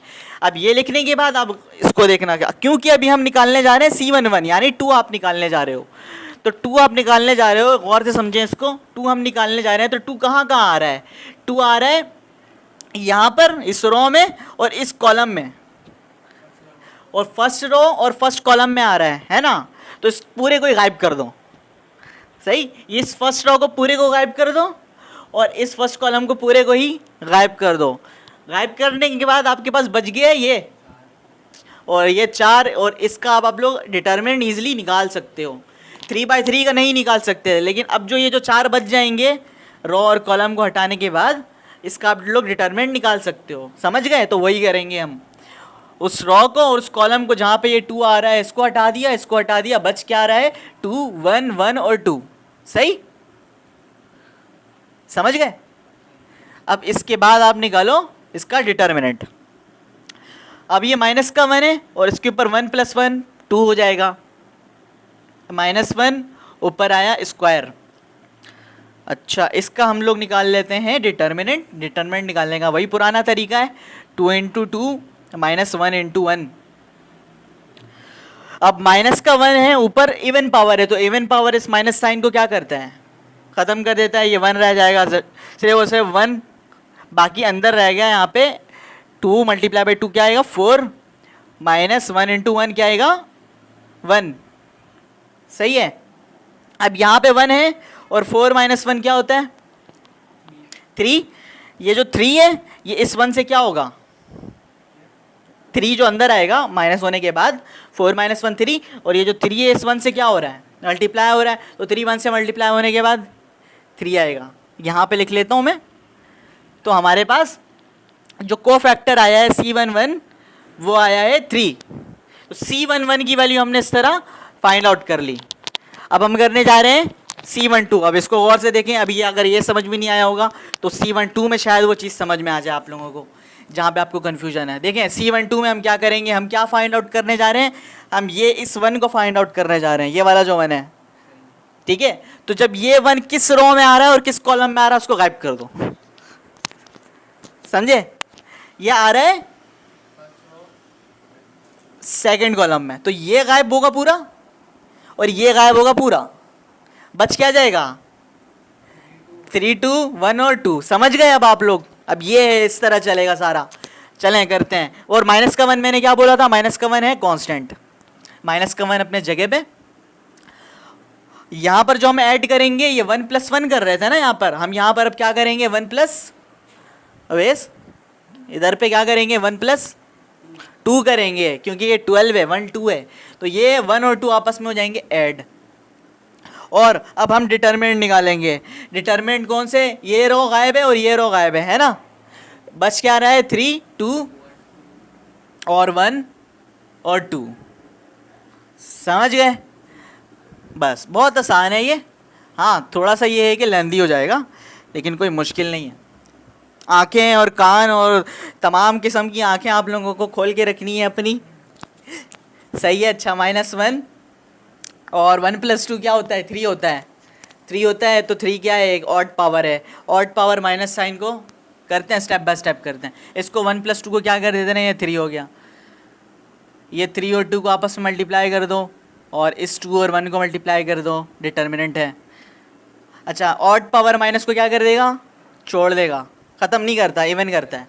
हाँ, माइनस का 1 वैसे ही आ जाएगा, और 3 2 ज़ा 6 -2 1 ज़ा 2, 6 - 2 क्या होता है 4, ठीक है। और 4 इस -1 से क्या हो रहा है, तो माइनस का 4 आया, इसको जगह बचाते हैं थोड़ा ताकि C13 भी निकाल लें। माइनस का 4 आया, माइनस का मल्टीप्लाई हो रहा है ना, C12 की भी वैल्यू आ गई मेरे पास, और C1, तो ये भी हो गया और ये भी हो गया। अब हम क्या करने जाएंगे, C13 को फाइंड आउट करने जाएंगे। और अगर अब तक भी आप लोगों को समझ में नहीं आया कि किस तरह हो रहा है, तो अब पक्का समझ में आ जाएगा कि उस दोनों मैट्रिक्स को किस तरह हम लोग निकाल रहे हैं, एलिमिनेट कर रहे हैं।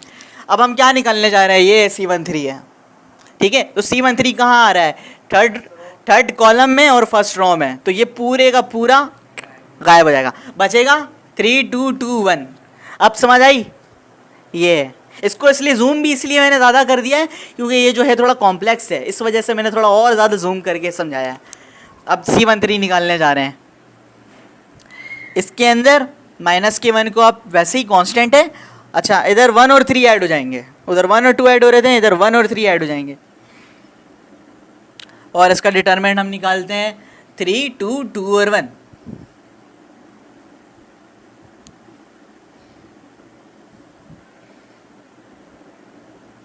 ठीक है, तो माइनस का 1 है, 1 + 3 क्या होता है 4, और 3 1 से मल्टीप्लाई होगा तो क्या आएगा 3, और 2 2 से मल्टीप्लाई होगा तो क्या आएगा 4। अगले स्टेप में करते हैं, इवन पावर है, माइनस को 1 आ जाएगा जस्ट, और 3 1 जा 3, 2 2 जा 4, 3 - 4 माइनस का 1 जब इस 1 से मल्टीप्लाई होगा तो क्या आएगा -1। तो C13 की वैल्यू मेरे पास आई -1। तो इस तरह हमने C11, C12 और C13 को फाइंड आउट कर लिया। अब क्योंकि जगह नहीं है हमारे पास C21, C22, C23 के लिए, तो इसके लिए हमें मिटाना होगा और आप लोगों को ये लिखना होगा। तो आप लोग पहले इसको लिख लो और उसके बाद हम आगे करते हैं।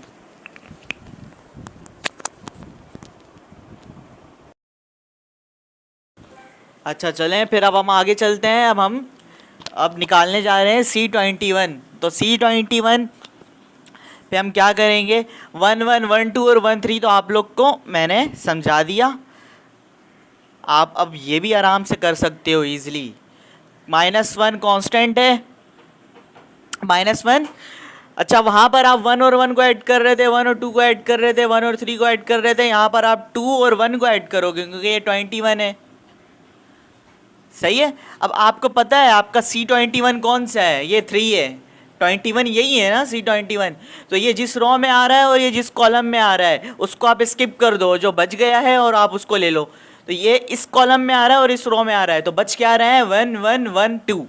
ठीक है, इसको हम लिख लेते हैं 1 1 1 2 और इसका निकाल लेते हैं डिटर्मिनेंट। तो जब हम इसका डिटर्मिनेंट निकालेंगे तो हमारे पास आंसर आएगा, मैं डायरेक्ट कर रहा हूँ क्योंकि हमारे पास जगह कम है। 3 2 + 1 3, ठीक है, ऑड पावर आई है, ये हो गया 1 2 = 2 -1 1 = 1, तो 2 - 1 हो जाएगा हमारे पास 1, और ऑड पावर माइनस साइन को वैसे ही छोड़ देगा, तो हमारे पास -1 रह गया, और यहाँ पर आया है हमारे पास 1। जब ये 1 -1 से मल्टीप्लाई होगा तो we will gate uh -1। C21 की वैल्यू हमारे पास आई है -1। इसी तरह बिल्कुल आप C22 भी निकाल सकते हो। तो C22 आपका कौन सा हुआ, ये हुआ सेकंड, ठीक है, सेकंड कॉलम के अंदर और सेकंड रो के अंदर ये आ रहा है ना, तो ये जिस रो में आ रहा है और जिस कॉलम में आ रहा है आप उस पर लगा दो एक स्किप का निशान, यूं करके काट दो उसको बिल्कुल, और जो बच जाएगा वो आप लिख दोगे डिटर्मिनेंट के अंदर। तो क्या क्या है यहाँ पर बाकी रहता है, इसको स्किप करने के बाद, इसको स्किप करने के बाद हमारे पास बच रहा है 2 1 2 और 2, लिख लेते हैं 2 1 2 एंड 2। -1 है हमारा कांस्टेंट, और यहाँ पर हम 2 + 2 को ऐड करेंगे, हमारे पास यहाँ पर पावर आएगी 4 जो कि एक इवन नंबर है, और इवन नंबर माइनस साइन को नेक्स्ट स्टेप में करते हैं, 2 2 = 4 -2 1 = 2। देखें ये जो इवन नंबर है इस माइनस साइन को क्या कर देगा, स्किप कर देगा, और हमारे पास 1 वैल्यू आ जाएगी। माइनस को छोड़ने के बाद हमारे पास बचा के ये दे रहा है 1, एक दे रहा है हमें। अब इस एक का हम क्या करें, रखना पड़ेगा, जो दे रहा है वो ले लो। तो 4 में से 2 निकाल के दो आप, तो इस बच्चे को मैं अभी, मेरे अंदर उस बच्चे की रूह आ गई है, वो जो मौलाना बच्चा था। 4 में से 2 की रूह, 4 में से 2 निकालो तो हमारे पास आ जाएगा 2। 1 को 2 से आप मल्टीप्लाई करें तो हमारे पास 2 आएगा। तो C22 की वैल्यू आई है 2। ठीक है, अब हम निकालने जा रहे हैं C23। तो C23 सेम प्रोसीजर है, आप लिखो यहाँ पर -1 और 2 और 3 को आप ऐड कर लो, फिर आप डिटर्मिनेंट निकाल लो। ये C23 आपका ये बन रहा है ना, तो ये जिस रो में आ रहा है और जिस कॉलम में आ रहा है उधर लगा दो निशान, जो बच गया है वो आपका रिमेनिंग रह जाएगा 2 1 2 और 1। यहाँ पर आप लिख देंगे डिटर्मिनेंट के अंदर 2 1 2 1। अच्छा, -1 है हमारे पास, 2 + 3 5 आ रहा है, जो कि एक ऑड नंबर है, इस नेगेटिव साइन को छोड़ देगा। 2 और 1 मल्टीप्लाई करेंगे जब हम आपस में, तो 2 आएगा, और दोबारा से ये 2 और 1 जब मल्टीप्लाई करेंगे तो हमारे पास 2 आएगा, और 2 - 2 तो होता ही 0 है। ठीक है, भले यहाँ पे कुछ भी आए, हमारे पास जो भी आएगा वो 0 से मल्टीप्लाई होने के बाद 0 हो जाएगा। तो C23 की भी वैल्यू हमारे पास आ गई, और C22 की भी वैल्यू हमारे पास आ गई, और C21 की भी वैल्यू हमारे पास आ गई है। अब हमारा नेक्स्ट स्टेप क्या होगा, यहाँ तक आप लोग करोगे। अभी नेक्स्ट स्टेप के अंदर 3 1 3 2 और 3 3 को फाइंड आउट करेंगे।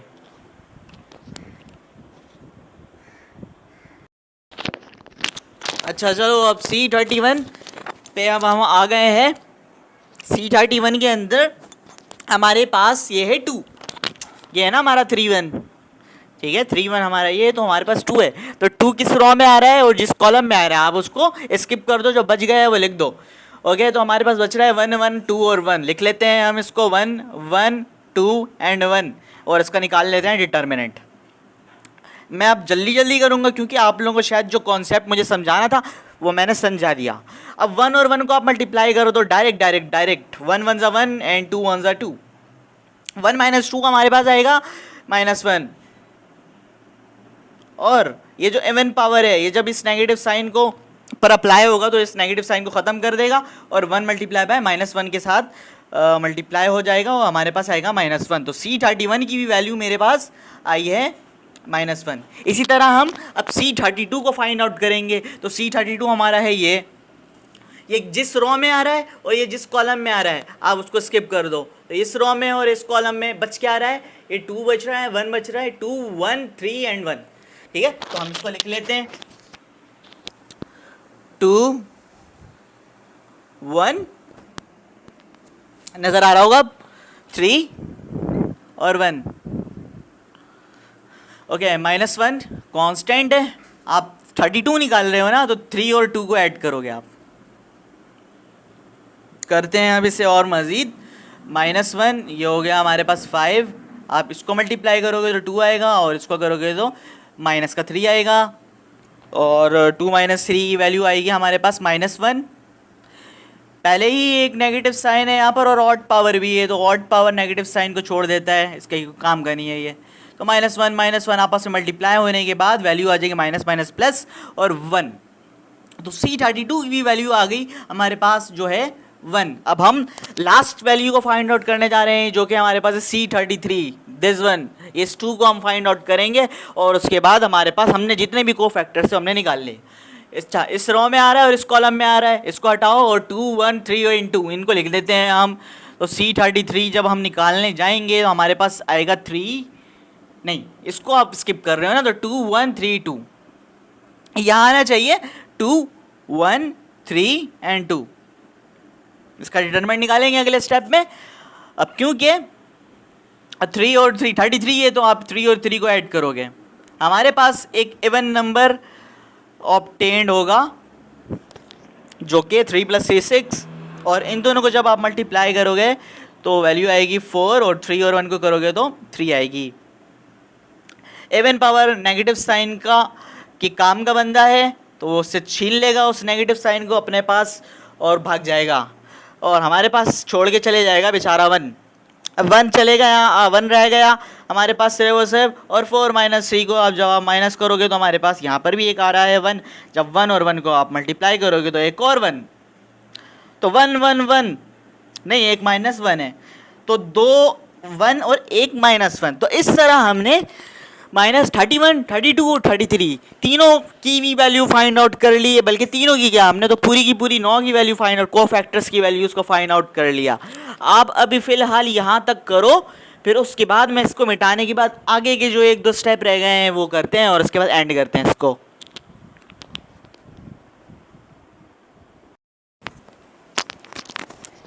अच्छा, तो देखें, अब जो हमने जितनी भी वैल्यूज सारी निकाली थी, C11, C12, C13, C21, C22, C23, C31, C32 और C33, तमाम जितनी भी वैल्यूज़ हमने निकाली थी उन तमाम वैल्यूज़ को हमने यहाँ पे देखिए एडजॉइंट ऑफ C के फॉर्मूले में जाके पुट कर दिया, एक एक करके तमाम कोफैक्टर्स की वैल्यू को हमने पुट कर दिया। ठीक है, ये हमने एडजॉइंट ऑफ C को फाइंड आउट कर लिया। लेकिन आपको ये ऊपर छोटा सा T नज़र आ रहा होगा, इसको कहते हैं ट्रांसपोज।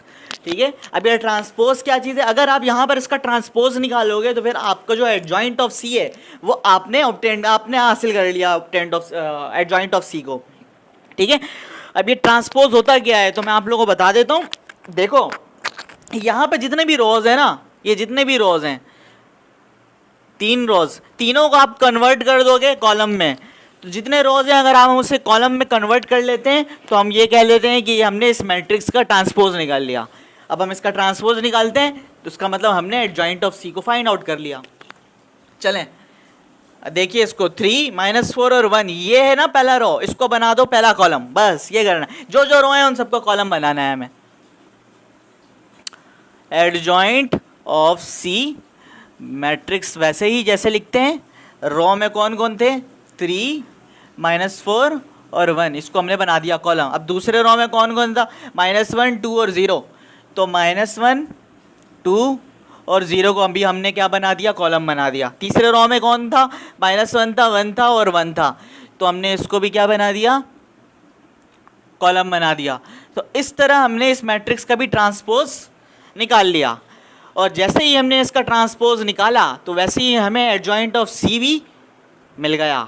तो इस तरह हमने एडजॉइंट ऑफ C को फाइंड आउट कर लिया by using inverse method, by adjoint method. Adjoint method के ज़रिए हमने इस मैट्रिक्स का इनवर्स निकाला। समझ गए? तो इस तरह ये जो है ये क्वेश्चन कंप्लीट होता है। आप लोग इसको अपने पास नोट करो। और फिर एक क्वेश्चन का और मैंने वादा किया है, वैसे दिल नहीं चाह रहा लेकिन करवा देता हूँ, लेकिन इतना टाइम नहीं लूँगा, मैं जल्दी जल्दी में समझाऊंगा, क्योंकि नहीं समझ में आया आप इसको अच्छे से देखना, बिल्कुल तफसील से मैंने उसमें ऐसा समझाया है कि फिर आपको किसी और को कुछ और क्वेश्चन करवाने की ज़रूरत ही नहीं पड़ती। लेकिन फिर भी मैंने वादा किया तो मैं मुकरूँगा नहीं। लिख लो इसको, आगे चलते हैं।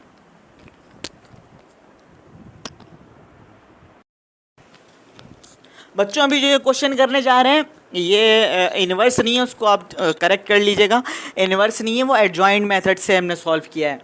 लेकिन क्वेश्चन में यहाँ पे बोर्ड में उस बच्चे ने पहले से लिख दिया था शायद इन्वर्स, जिसकी वजह से आप लोगों को प्रॉब्लम हो सकती है। वो एडजॉइंट मेथड से सॉल्व हुआ है। ठीक है, जो थर्ड क्वेश्चन है वो एडजॉइंट मेथड से सॉल्व हुआ है, और जो फोर्थ क्वेश्चन है वो इन्वर्स मेथड से सॉल्व किया है। तो एडजॉइंट मेथड और इन्वर्स मेथड दोनों ही सिखा दिया है मैंने, दोनों आ जाएगा पेपर में, तो आप लोग दोनों ही कर लोगे। अब भले अपने से आए क्वेश्चन, या फिर मैंने बुक का क्वेश्चन नहीं करवाया। जो एडजॉइंट मेथड जो है ना, वो मैंने 6 पार्ट से ही एक कोई क्वेश्चन उठा के करवा लिया, तो आप लोग के लिए भी आसानी हो जाएगी। आप लोग इसको प्रैक्टिस करो, जो बुक का क्वेश्चन, बुक में जो क्वेश्चन है उसकी प्रैक्टिस करोगे तो आप लोग और अच्छे से ट्रेन हो जाओगे इसके बारे में। अच्छा, अब जो है ये तो कंप्लीट हो गया है ना, नेक्स्ट पार्ट में बढ़ते हैं। चलें देखिए, अब ये जो है ना लास्ट क्वेश्चन करते हैं। मैंने पहले सॉल्व कर दिया है, आप लोग को जैसे वर्बली आपको समझा देता हूँ थोड़ा सा जल्दी जल्दी। देखें, उसमें क्वेश्चन में था inverse of C find out करें, यहाँ पर है inverse of D find out करें एडजॉइंट मेथड से। तो जहाँ जहाँ C था वहाँ पर आप D, अब एडजॉइंट ऑफ D आप निकाल लोगे। वहाँ पर हम C11 लिख रहे थे, यहाँ पे हम D11 निकालेंगे, D12 निकालेंगे, वहाँ पे हम C12 निकाल रहे थे, यहाँ पे हम D12 निकालेंगे, वहाँ पे हम C13 निकाल रहे थे, यहाँ पे हम D13 निकालेंगे, एंड सो ऑन D33 तक हम इसे फाइंड आउट करेंगे। तो पहले हमने क्या किया, हमने D11 को सेम प्रिंसिपल से सॉल्व किया है जो कि C11 को जिस तरह हमने सॉल्व किया था। मैंने सॉल्व कर लिया है, आप लोगों को बस जल्दी जल्दी समझा देता हूँ। वही किया है, -1 तो कांस्टेंट था, 1 था, तो 1 को हम ऐड कर देंगे आपस में। पहले वैल्यू को फर्स्ट कॉलम को छोड़ के जो बच रहे हैं वो सारे हमने लिख दिया, और लिखने के बाद हमने इसका निकाल लिया डिटर्मिनेंट। जब हमने डिटर्मिनेंट निकाला तो मेरे पास D11 जो आया है वो आया -1।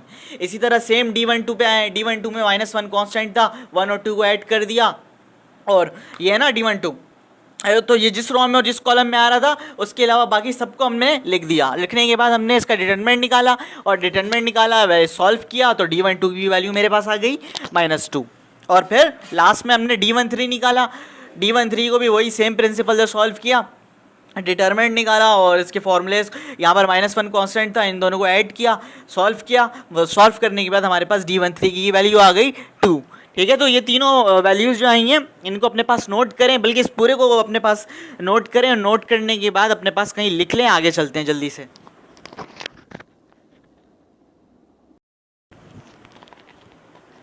देखो भाई, अब आप लोग D21, D22 और D23 निकालोगे।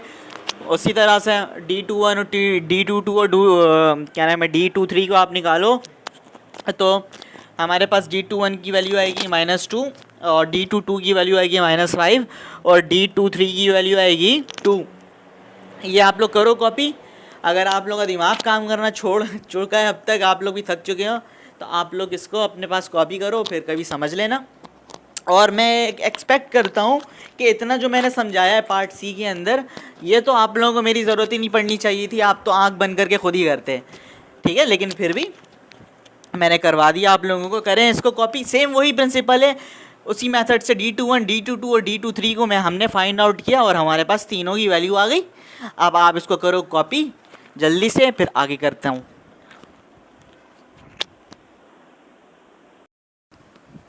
चलो फिर लास्ट स्टेप की तरफ चलते हैं। लास्ट स्टेप नहीं, second last step, D31, D32 और D33 को फाइंड आउट करें। सेम प्रोसीजर है, देख लो आप लोग सारे, मैंने सॉल्व कर लिया है, बताने की तो अब ज़रूरत पेश नहीं आनी चाहिए।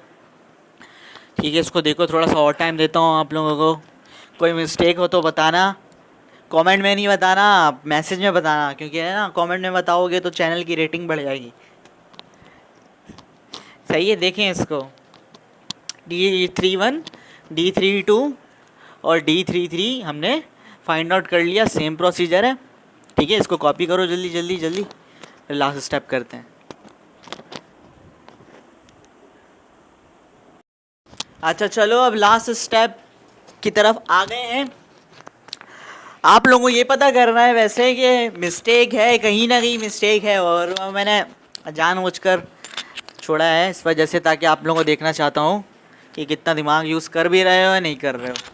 देखो भाई, लास्ट स्टेप में आपको पता है क्या होता है, तमाम वैल्यूज़ को आप पुट कर दोगे एडजॉइंट ऑफ डी के अंदर, और वैल्यू को पुट करने के बाद आप निकालोगे इसका ट्रांसपोज। ट्रांसपोज में क्या होता है, जितने भी रोज़ में होते हैं वो सारे कॉलम में कन्वर्ट हो जाते हैं। तो ये जो रोज़ में थे ये हमने कॉलम में कन्वर्ट कर दिया। ठीक है, इनके भी और इनके भी, तीनों रोज़ को हमने तीनों कॉलम में कन्वर्ट कर दिया। इस तरह हमने ट्रांसपोज निकाल लिया है, और ट्रांसपोज निकालने के बाद हमने डी का एडजॉइंट भी निकाल लिया। ठीक है, तो ये जो है ना हमारा ये क्वेश्चन ख़त्म होता है, एक्सरसाइज भी ख़त्म करते हैं।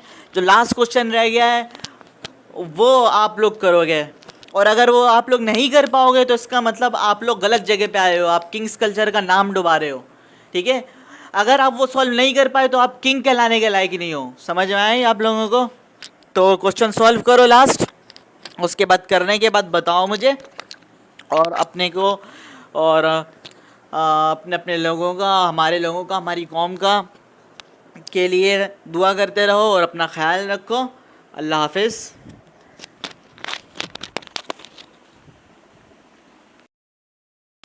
अच्छा तो भाई, यहाँ पर ये जो है एडजॉइंट निकाले हमने, एडजॉइंट नहीं निकालना था, यहाँ पे है इन्वर्स निकाले हैं, डी का इन्वर्स निकाले हैं। ठीक है, तो एक स्टेप रह गया था तो वो भी कर लेते हैं। इन्वर्स अब किस तरह निकालते हैं ये आपने नहीं पढ़ा है पहले, तो इसको मैं अच्छे से तफसील से समझाता हूँ। इन्वर्स का फॉर्मूला होता है, आप लोगों को पता है, इन्वर्जन मेथड के अंदर आपने पढ़ा था कि A inverse is equal to adjoint of A. Adjoint of A तो आप नहीं बोलोगे क्योंकि ये डी है, तो हम इसको कहेंगे डी इन्वर्स है। तो एडजॉइंट ऑफ डी होगा, ए नहीं होगा, डिवाइड बाय डी डिटर्मिनेंट। ठीक है, ये फॉर्मूला होगा। तो एडजॉइंट ऑफ डी तो हमने निकाल लिया है एडजॉइंट मेथड से 3/3 मैट्रिक्स का। लेकिन आपने डिटर्मिनेंट नहीं निकाला। अब आप डिटर्मिनेंट आपने 2/2 का निकाला है, जो कि बहुत ही आसान है, आप करते हुए आ रहे हो। लेकिन 3/3 मैट्रिक्स का आपने डिटर्मिनेंट अब तक नहीं सीखा है, तो वो मैं आपको अभी सिखाता हूँ। डी डिटर्मिनेंट हम किस तरह निकालेंगे। ये मैट्रिक्स है डी, इसका डिटर्मिनेंट हम निकालते हैं। इसके लिए मुझे जगह चाहिए होगी, इसको पहले मैं लिख लेता हूँ। 1 0 1 -4 1 -1 6 -2 1। ठीक है, इरेज कर देता हूँ ये साइड यहाँ पर।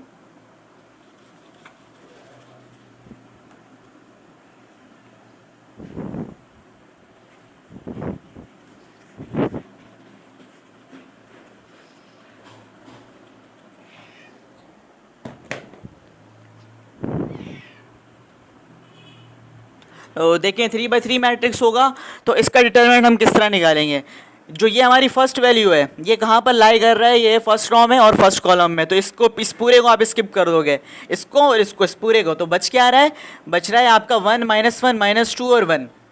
ठीक है, हाँ, लेकिन जो फर्स्ट वैल्यू है आप इसको लिखेंगे बाहर, और बाकी जो रह गए हैं इनका हम निकाल लेंगे डिटर्मिनेंट। ठीक है, 1 -1 -2 और 1, इसका डिटरमिनेंट निकाल लेंगे।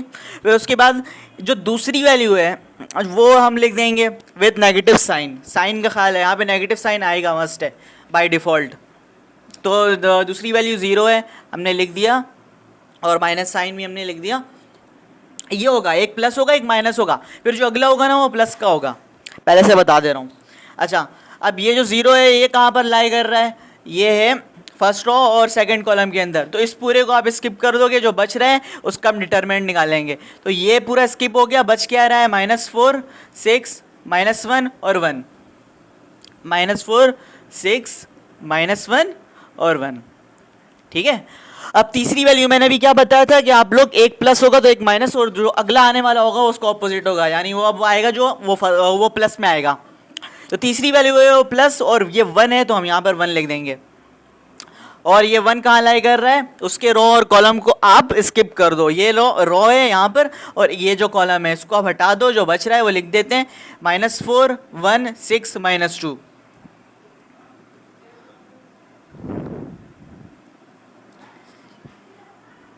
तो इस तरह हम 3/3 का मैट्रिक्स होगा तो उसका डिटरमिनेंट हम इस तरह निकालेंगे। अब चलें इसको सॉल्व करते हैं, लेकिन इसके लिए भी मुझे जगह चाहिए होगी, लेकिन जितना हो सकता है यहाँ पे मैं करता हूँ। 1 को 1 से मल्टीप्लाई करो, वही क्रॉस मल्टीप्लाई, सेम रूल है, रूल में कोई चेंजिंग नहीं है। यहाँ पर 1 आएगा, बीच में आपका नेगेटिव साइन, और -2 -1 मल्टीप्लाई होने के बाद आ जाएगा हमारे पास 2 प्लस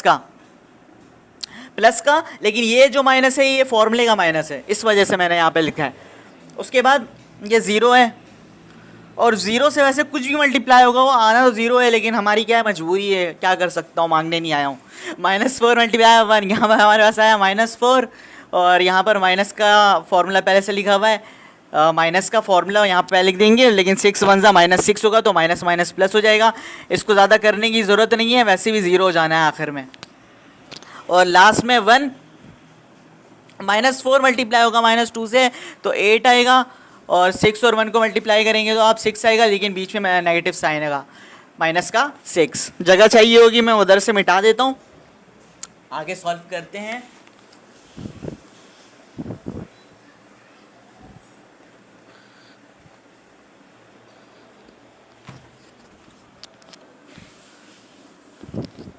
देखो भाई, ये तो हो गया हमारे पास -1, जो कि 1 से मल्टीप्लाई होगा। ये तो पूरा ही 0 हो जाएगा, भले कुछ भी हो जाए, आप ऐड करो सब्ट्रैक्ट करो जो भी। वैसे यहाँ पर सम होने के बाद आ रहा है 2, और जो तीसरी वैल्यू है वो आएगी 8 -6 2 मल्टीप्लाई होना है 1 से। तो जब आप इसको सॉल्व करोगे, सॉल्व करने के बाद हमारे पास वैल्यू आएगी +1। तो हमने यहाँ पर d का डिटरमिनेंट जब निकाला तो वैल्यू आई डी डिटर्मिनेंट की 1, ठीक है। तो डी डिटर्मिनेंट की वैल्यू आ गई है, एडजॉइंट ऑफ डी की भी वैल्यू आ गई है, सही है। तो एडजॉइंट ऑफ डी आपने जो निकाला हुआ है वो यहाँ पर आके जब पुट करोगे उसकी वैल्यू रख देना, और डी की डिटर्मिनेंट की वैल्यू आप रख देना। डी डिटर्मिनेंट की वैल्यू आ गई 1 है, तो आप एडजॉइंट ऑफ डी की वैल्यू को और डी डिटर्मिनेंट की वैल्यू को दोनों को डिवाइड कर दोगे, क्योंकि नीचे 1 है तो उसको कुछ करने की ज़रूरत भी नहीं है, 1 वैसे ही अंकल एक्स गायब हो जाएगा, नज़र ही नहीं आएगा, अननोन, ठीक है। वो डी गया, तो हमारे पास जो डी इनवर्स का आंसर आएगा वो आएगा जो एडजॉइंट ऑफ डी था, सही है। वो जो नेक्स्ट स्टेप है वो आप लोग कर लीजिएगा, जगह यहाँ पर नहीं है लेकिन मैंने समझा दिया है। और इसके बाद जो ई पार्ट है उसका इन्वर्स आप लोग खुद निकालें। अल्लाह हाफिज़।